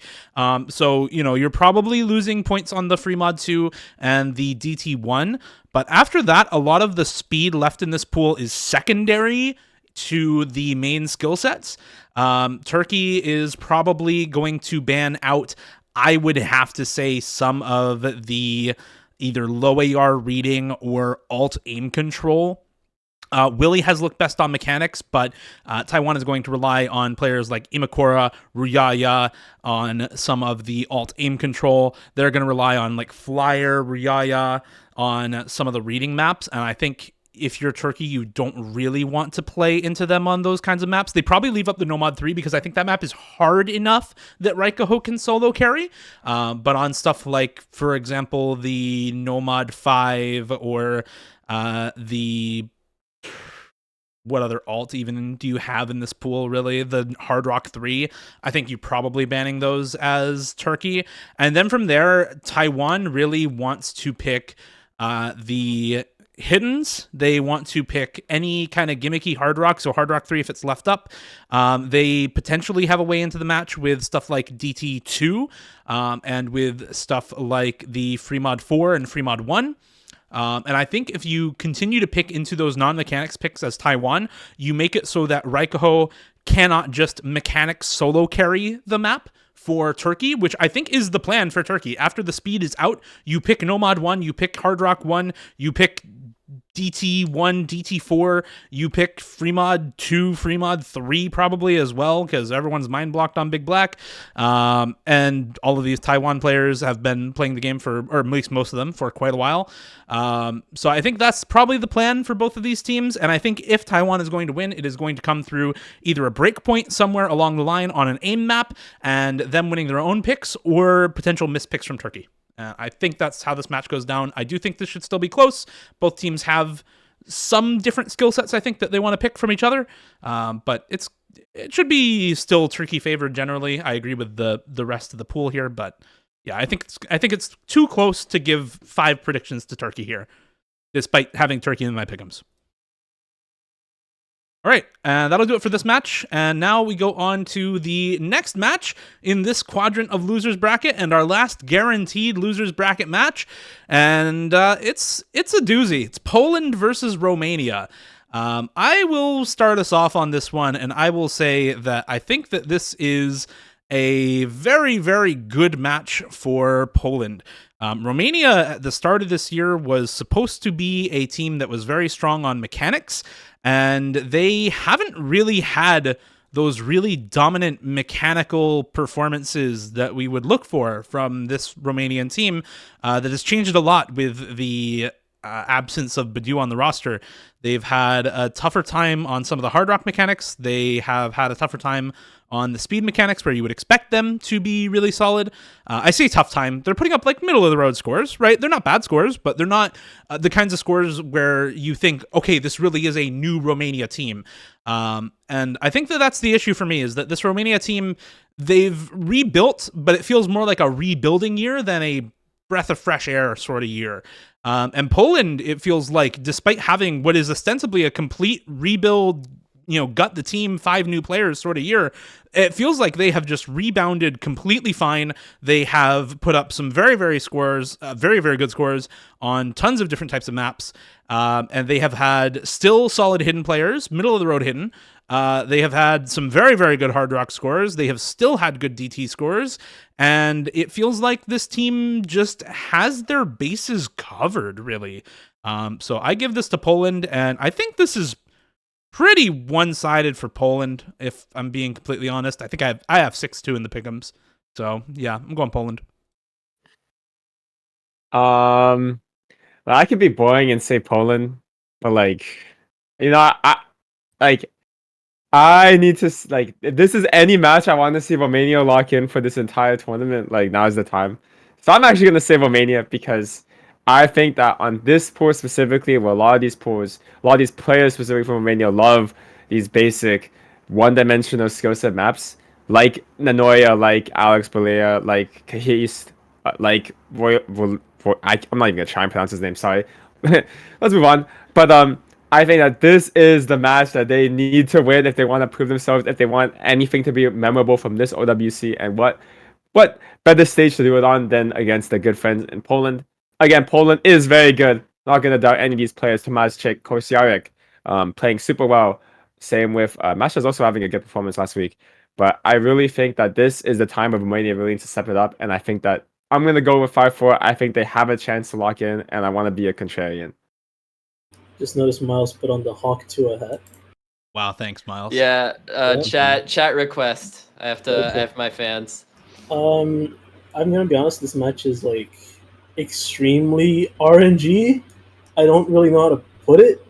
It's hypothetical Romania versus roll 100. Poland, they obviously it's once again it's one of those rosters that got talked about as being not as strong because of Malashevsky, Bartek, Nahus, all of them not being in the tournament this year. Meanwhile, Romania, people are they lose Badu, but they get Nanoya. It's the same roster as always. Meanwhile, it became actually much worse because they are now extremely easy to strategize against. So honestly, I can see any range of scores going on here. Poland can win decisively, Romania can win in kind of a strong showing. But I think overall, I'm gonna edge it out to Poland. I think 6-4 Poland seems to be a reasonable estimate, in my opinion. I think they have more consistency. They have better players. Throughout this tournament, they've displayed a better understanding of their picks. They've displayed a better just overall consistency. Meanwhile, Romania, literally, it feels like every map is a mystery box. It's a box of chocolates. Like anything can happen, and obviously they're no longer like really that good on gimmick. Meanwhile, Poland has a couple of players which are pretty good on gimmick. Like, Innspool has a decent amount of gimmick. That's all I'm gonna say. But there's enough edging. I should stop saying that word. There's enough putting it in favor of Poland that I think Poland will win. Yeah, I'm honestly a little surprised. I think it's going to be Poland. I don't think it's going to be particularly close. Yes, they lost 5-1 last week, but their scores were actually deceptively good. They were fourth on the Hard Rock 2. Canada was first. They were second on the Fremont 2. Again, Canada was first. And so they lost quite a few maps last week where they would have beaten, almost every other team in the tournament, and just Canada was the best team on that map. So pretty unfortunate for Poland. But otherwise, they had some really solid scores. 6 on the Fremont 3 as well. Romania, on the other hand, has not, like Dio said, has put up a lot of middle-of-the-road scores. I mean, which is to be expected for a team seeded 16th, but they haven't really shown so far that ability to put it into the next gear and to kind of put together those top-tier scores that can compete with a team like Poland, assuming they can put up a similar showing. Tomas Sheik has looked great all tournament. You've had other players stepping up each round as well. And so I think this one's going to be 6-2. Yeah, okay, to put my serious face back on, I think this doesn't really feel like a close match at all. It's like Poland is a team that is riding a lot of momentum, even without some of their players. They're kind of riding the same wave that I feel like you'd have with talking about Philippines, where it's like, yeah, they lost their players, but everyone else is playing well anyway. So, like, I don't see how you doubt them in this matchup when Poland has a lot of the answers to what Romania is going to pick on their team. And then they also have advantages in other skill sets that Romania is just weak on in general. I think this one's going to be pretty definitively in Poland's favor. I'm going to say like 6-2 because Romania, their momentum hasn't been quite as impressive. I mean, they lost to Brazil in that round of 32 matchup, and ever since then, I feel like it hasn't been too good of a year for them. So if they bounce back, definitely still winnable, but like I think if you're going into this based on the information we have, you can't really say otherwise. It's probably a Poland match here. Are Yeah. Poland really riding a lot of momentum though? Like, consider this: they got 1 point versus Canada, and that point was literally given to them on a silver platter because Canada four-way modded that with triple hard rock. I Like, just don't there- think there- momentum matters. Poland is just so yeah. much better on paper. Yeah, regardless of momentum, I just don't think it matters. One thing I will say before we move on to the next match is that despite this being what is ostensibly probably a pretty good match for Poland, it has been it's not that Romania is a bad team. Before the tournament started, we predicted overall for Poland and Romania to be in about the same tier, 13-16. And I still think Romania is probably a good enough team to get into top 16. It's just unfortunate that their opponent is Poland, because I think if Romania were on the other side of the bracket with either Taiwan or Turkey, they would have a much better matchup, just generally speaking. But unfortunately, Poland is just really good, and so I think their bracket's a little unlucky here in losers. And with that, we're going to move on to the last match in losers bracket, the potential match between Poland and Turkey.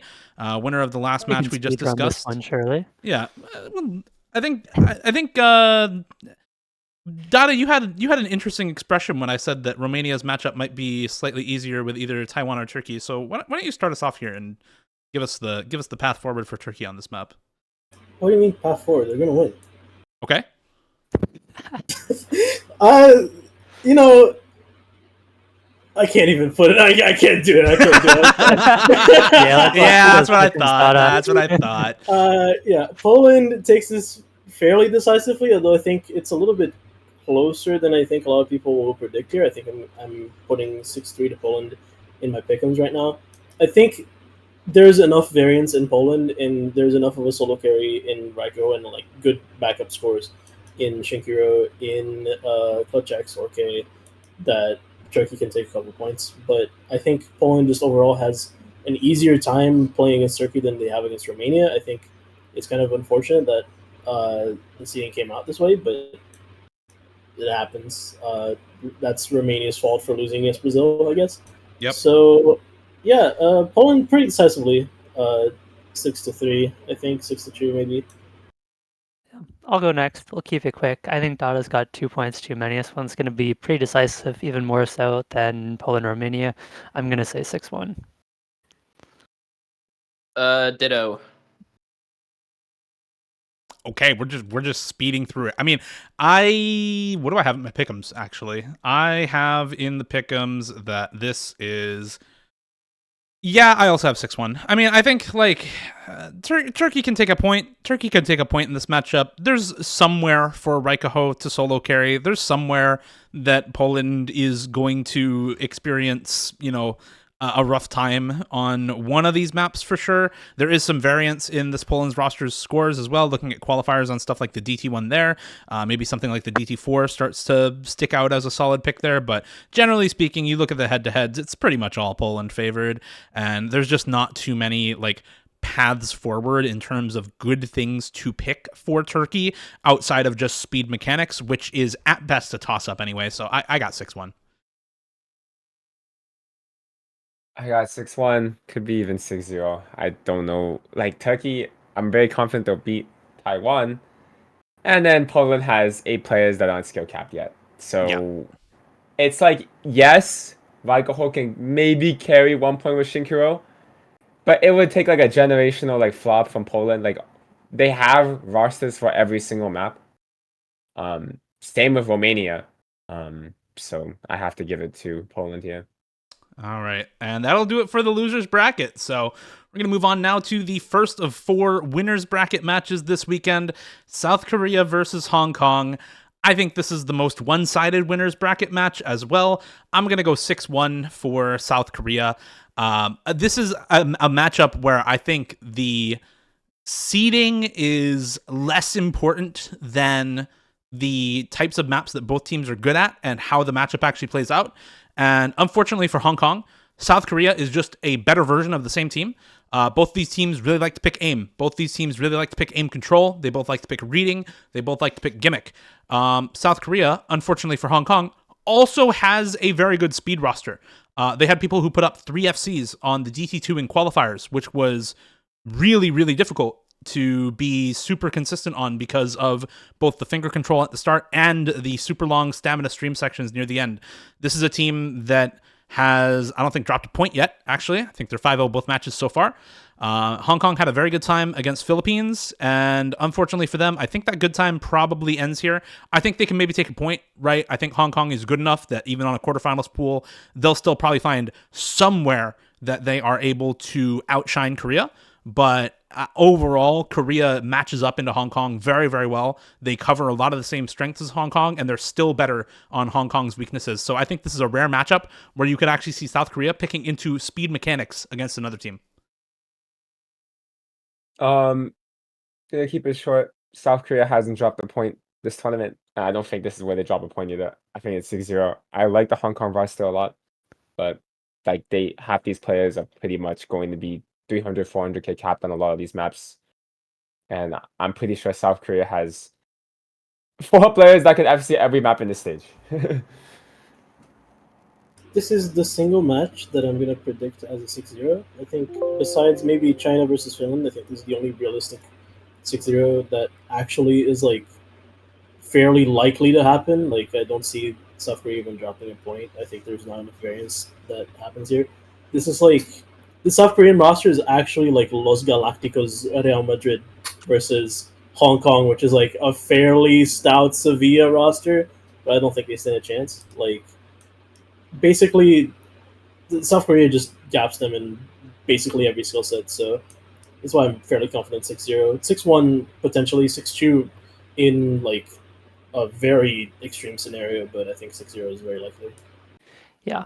South Korea has been flawless so far in the tournament, as Shiv mentioned. I think they're going to keep it going. I mean, worst HR player was their fourth best player last week, which is terrifying because he was still top 40 individually. For comparison, Hong Kong had a single player in the top 60, which was MCY4, who, to be fair, was I think fourth or fifth. But regardless, I think Hong Kong just maybe they can get a point, but that's about it. Okay, any Americans in chat? I know Dada just made a really scary soccer reference, so we're gonna go. This is the undefeated Miami Dolphins versus the current year. I actually don't even know the comparison. We'll say they're like this year's Buccaneers. Like this is a gritty Hong Kong roster, but like there's nothing you can really do against the best early stage team that has the exact strengths that you have.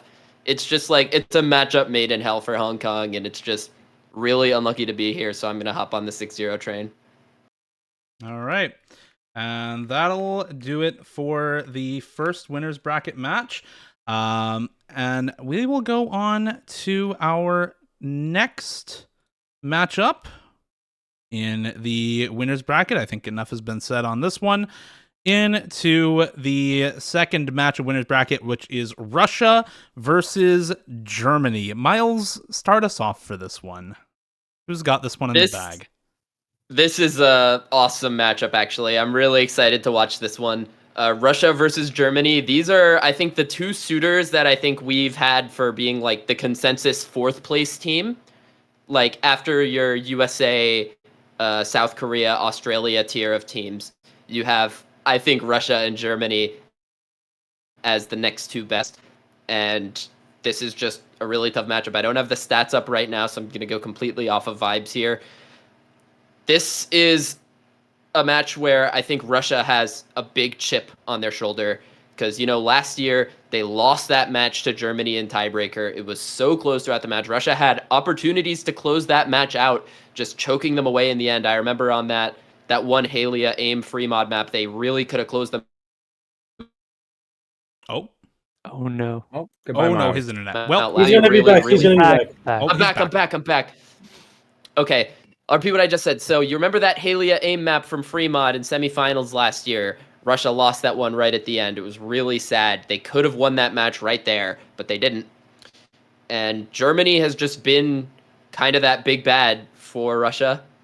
But I think that Russia could eke this one out in the end, even though I think this is easily the closest match of the weekend. I might have Germany in my pick'em even, but I'm going to say Russia here kind of for a storyline purpose because I think they can finally do it. I think they have an advantage on enough skill sets to do it, even though I think the pool does play really well into Germany because they do have a lot of that aim control stuff that, you know, plays to their strongest carry very well. Kriller probably going to be the strongest player in this match, but Russia's depth, I think, could really make a difference in this one. So I'm going to say Russia 6-4, but if this goes to tiebreaker, I think it's all Germany again. Yeah, I think this one is incredibly close. It's going to be such a good matchup. But I'm going to have to take Russia as well. And, you know, I do have the stats here. And I think it's easy to feel like Russia maybe underperformed having gone to tiebreaker against China, but absolutely not the case. Looking at their scores, they were second overall on the No Mod 2, the Hard Rock 2, and the DT2. They were third on DT3, fourth on DT1. And they were even first place on Hidden 1. So they're pretty much worst score. They had like one poor score, and otherwise their worst one was fourth overall, which is just absurd. And yes, Whitecat was missing from Germany, should make it a lot closer. I think Kriller does have the highest skill cap, but I think the Russian consistency is going to shine through with all that depth. They should have the edge on those tapping picks. Germany should have the edge on some of the mechanics, but overall, I think I'd give it to Russia in... I want to say tiebreaker just because I want to see the tiebreaker, but there's a good chance it's just 6-4. So, I hate to be the guy that agrees with the rest of the crowd, but do it, Dada. I have Russia 6-4, and basically everyone, like, I saw a couple comments in chat saying, "Oh, Russia sucked against China last week." No, they didn't. China just played really Not at fucking well. If anything happened, it was that Germany let off the gas against Norway at the end of their match. Like, they didn't have a couple of good scores. They kind of missed on the easy maps. So honestly, I saw a couple of good points for Russia. Also, why is Shiv losing it? I don't know. Someone in chat No one knows. asked a very bad question. Scroll up in the chat a bit. My fault. Or don't scroll up, you know. No, we're good. Let's keep it I mean, rolling. Let's I keep saw rolling. Shiv jacking off. Oh, I see. Oh, cool. You didn't have to say it. No. Oh, sorry. I No. also had to say a good Not out comment loud. that happened where it was White Cat being defrosted every November, like Mariah Carey. Oh my Very god, that's very true. That is so That's true, funny. actually. That's so good. Basically, like, I see the Russian path to victory. They performed actually really well on Hidden 1, which is a map that I didn't expect them to perform well on. I think Hidden has always been that Russian weakness, and I think that Germany, it was kind of a weird stat line where Russia gapped Germany on Hidden 1, I believe, and then Germany gapped Russia on Hidden 2. Yeah, So- it was number 1 versus 17 for Russia versus Germany on Hidden 1 out of 20 total plays. And then out of 26 total plays on Hidden 2, it was Germany number 4 versus Russia number 21. So both of these teams just like completely flip-flopped on Yeah, Hidden 1 and Hidden 2 last week. I don't know what happened. But, like, I saw a lot of that Russian consistency shine through. They had some really good scores on a couple of the picks that you wouldn't really expect them to have good scores on. Meanwhile, Germany, they had good scores as well, but, again, they let off the gas.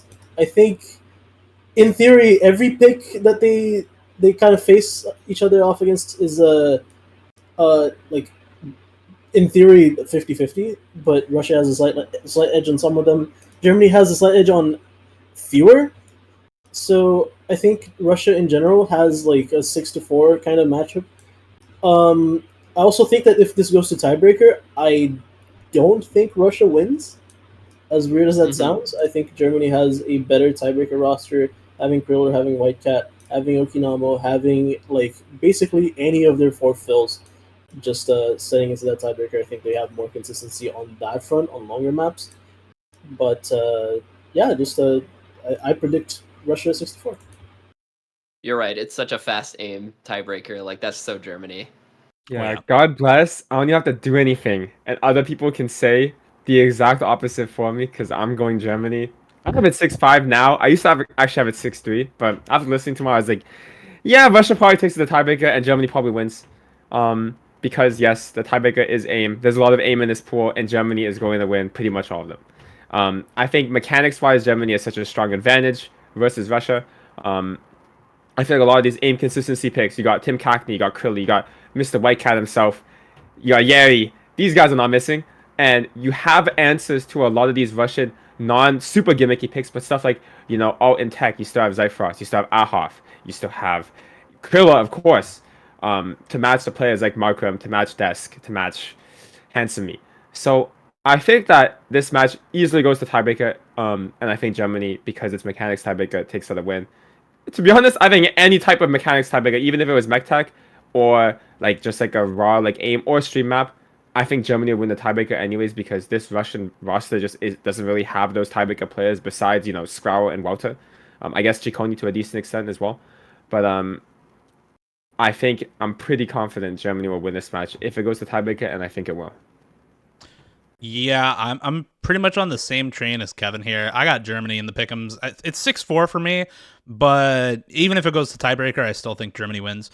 The biggest thing for me is that a lot of the early stage Russia consistency strengths that you usually expect them to be really, really strong on and basically uncontested, like speed, for example, are still contestable by Germany in quarterfinals. Russia loses the Fremod 3 head-to-head to Germany last week.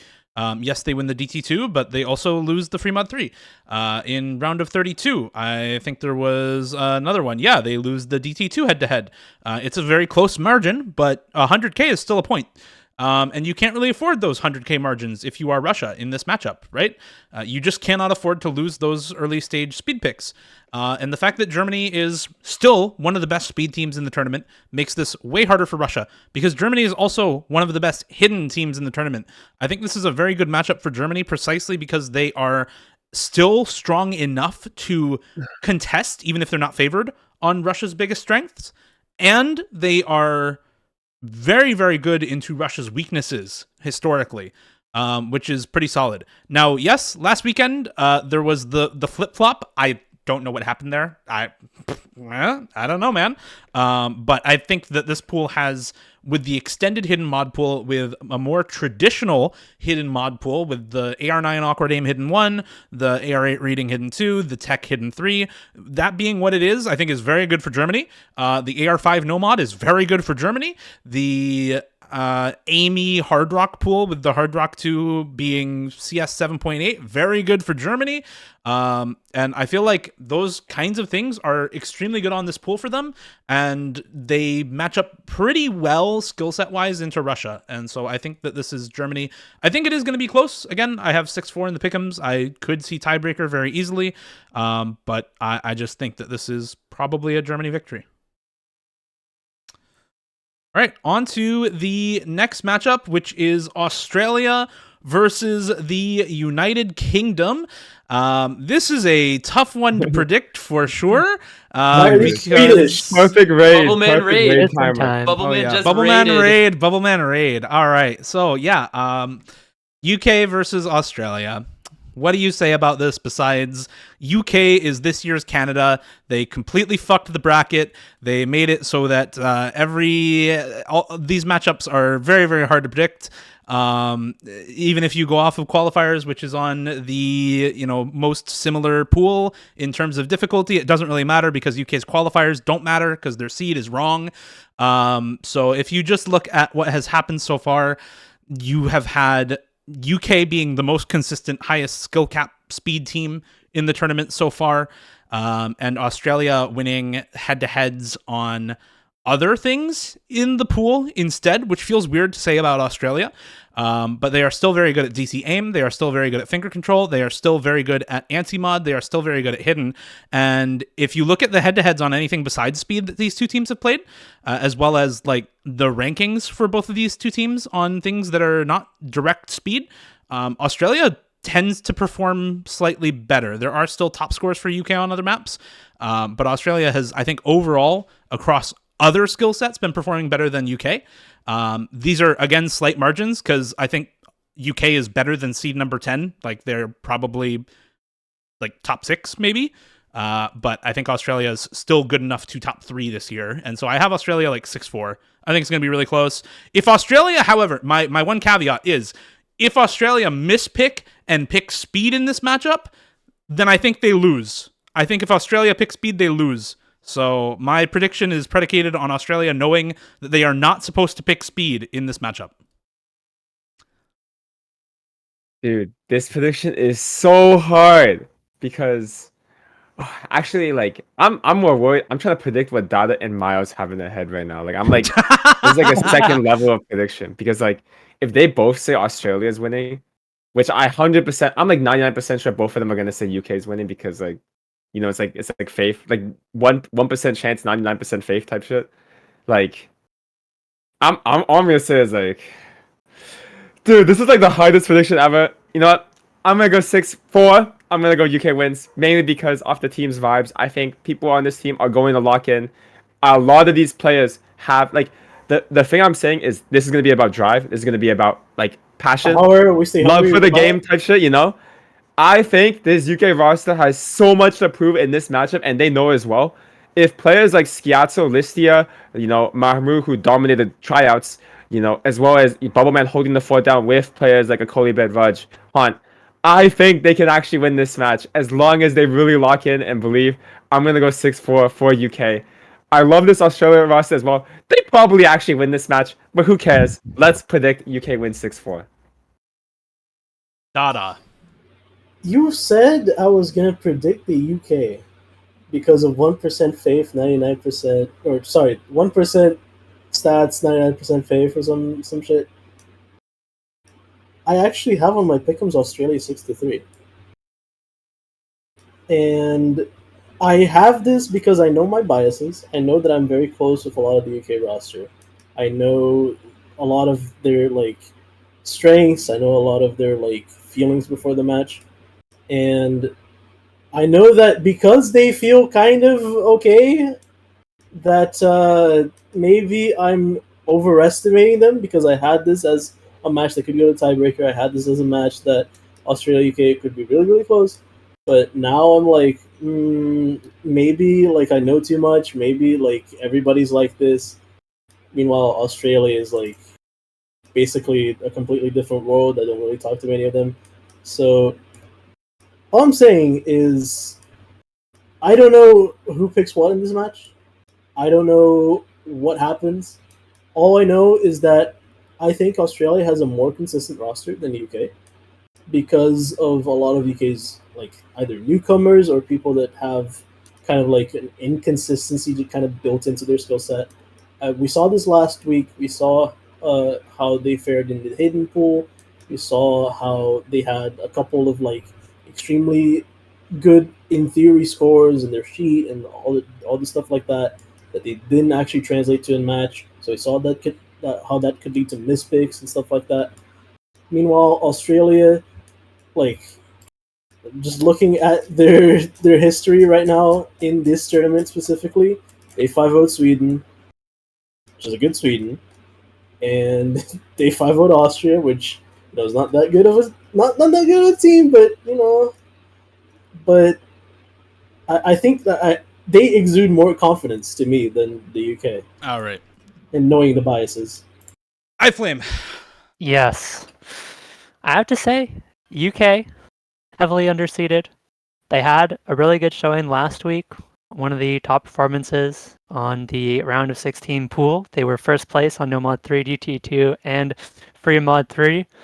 But I've always been a Sweden believer, and that's not going to change now.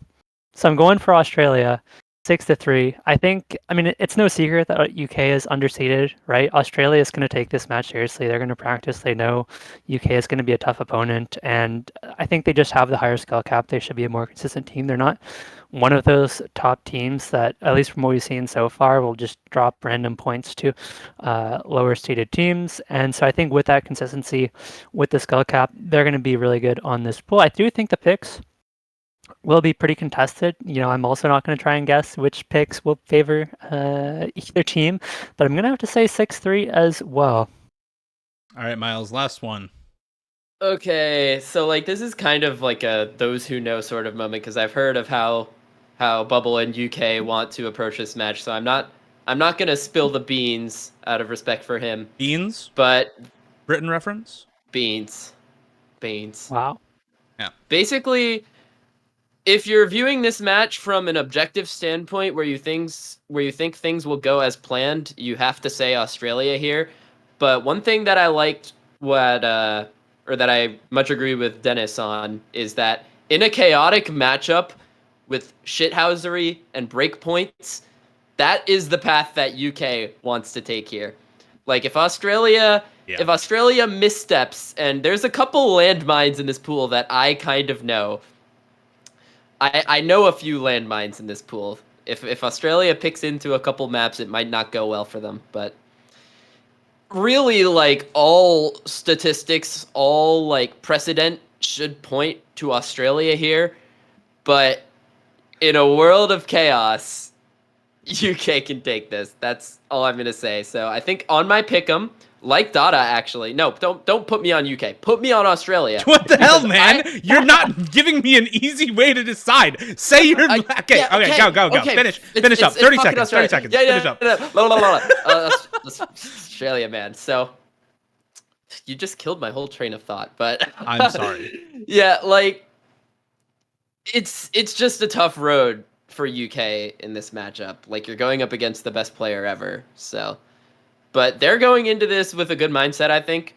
And if chaos reigns, they'll take it. But I have Australia 6-2, actually, just like Dada. I think it could be very definitive, but in a close matchup, UK, they have the puncher's chance. That's all. Okay. That'll do it for that.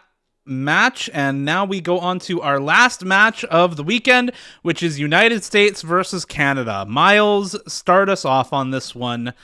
Bring out the USA hat. The USA I already know which way. I only have a Hawk Tua hat. Oh my god. All right. Anyway, don't bring that out Oh, again. there he goes. Oh no. You don't have your push to talk enabled, you idiot. Nobody could have heard that crack. No one heard that. Not a person. Not a single person heard that. I'm sorry for you. Miles, you're still Miles, muted. you're muted, my guy. Miles, you are still muted. This fucking guy. This guy All ever. right. Anyway. Worst guy ever. Okay. Hello? Can you hear me? Yes. Yeah. Okay. Not fooling you twice. Not getting fooled twice. They saw last year. They know what happened last year. Zooty Nader FC'd every fucking map, yeah? Cut Paper put on like a generational 4-digit performance, yeah? Well, not this year. Not this year. You want to hear why? Because USA is ready. They're locked and loaded. They know what's going to happen. I've heard Cut Paper not doing as well this year. Not doing as well this year. Not going to FC every map that kid plays. Not going to happen. And you know why? Because the USA, the boys repping the red, white, and blue, they're going to do it. They're going to do it because they're the best damn team of all time. They wouldn't lose to Canada again. If they did, then I don't know what would happen. They'd all have to retire because they'd have to blow everything up. Because if they lost to Canada again, it would be a disappointment. And let me tell you, USA, don't disappoint me because you're the better team here. It's going to go 6-2 because you're not going to let those fucking frauds get points off you again. It's not going to happen. You know what, Miles? It is going to go 6-2, but it's going to be 6-2 Canada. Okay. We saw it happen last year, 6-1. Zootinator last week didn't miss a single map. It was one of the most dominant performances we've ever seen, even more dominant than Cut Paper's quarterfinals performance last year. And you said, Miles, Cut Paper hasn't looked as good this year, but I don't know what you're talking about. This is the exact same as it was last year. Cut Paper had a pretty average round of 32, pretty average round of 16. Quarterfinals comes around, you get the Cut Paper buff, and he just takes over. US doesn't stand a single chance on this one. Canada has always been and will continue to be the early stage team. If it was one round later, I give it to the US, but Canada's winning this one, no sweat. iFlame, I need to get me on that match again. I know we casted that one last year, but this year they put you and T1G on it. I need to ask for a trade on that one. We need to run that back. I don't know if you're I getting don't that think they'll trade, be bro. willing to give it up. I Yeah, don't know if you're Aaron getting is that not trade, bro. giving that up. No. no chance. Let me talk to you, okay? Let me talk to her. Don't start. We already knew. All right. On a podcast full of vitriol and patriotism and blind faith, I'm the only objective observer here, as the only non-native to either of these countries. I can objectively and clearly look at this match and say the US is winning 6-3. And why is that? Well, Canada has only gotten worse. This is a worse roster than last year, by a few accounts. So Xalis has gotten a little bit worse, Ryuke has gotten a little bit worse. They have a couple of key players missing. Cut Paper has gotten a little bit worse. Meanwhile, the US, they really didn't fall off that much, did they? They have basically all the big hitters. They have Utami back, which let's not talk too much about that. But they have Pez, which is a great player for specifically this kind of round. And by all accounts, their stats are better.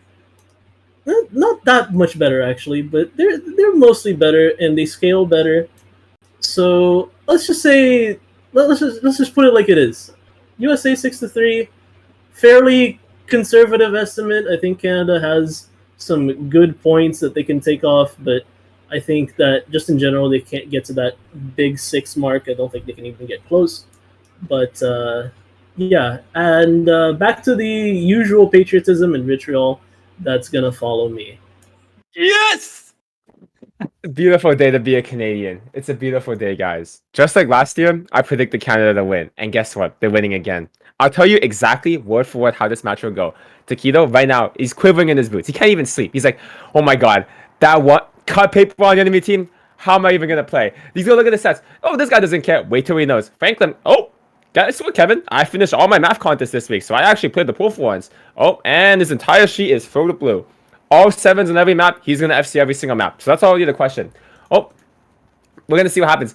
Oh, USA! Oh, okay, that's fine. You know, you guys can have Franklin, you guys can have Ziddy. They'll FC every single map. It's completely okay, actually. Okay, so you know what we'll pick? We'll pick stuff they can't play. We'll pick speed. And, okay, no more 2's banned. DT3's banned. And, oops. Oh, actually, there's no more speed left in the pool at all. So, actually, we have nothing left in the pool to pick anyways. So, let's look back at the facts. The only mod United States actually wins versus Canada is Hard Rock, and you're still picking Hard Rock into Zudinator, you're picking it into UK, you're picking it into Xylace, Karate, Sari. It's still not even going to be guaranteed. And what does Canada have? Hidden, pretty much a guaranteed win. Taquito, washed up. Utami, let's not even talk about that guy. Kama doesn't play the game anymore.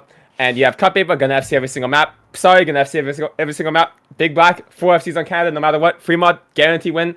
It's a 6-3 for Canada. If you guys vote elsewise, I'll take the pick-up points for free. No problem. And yeah, that's gonna be it. Dio. Brother.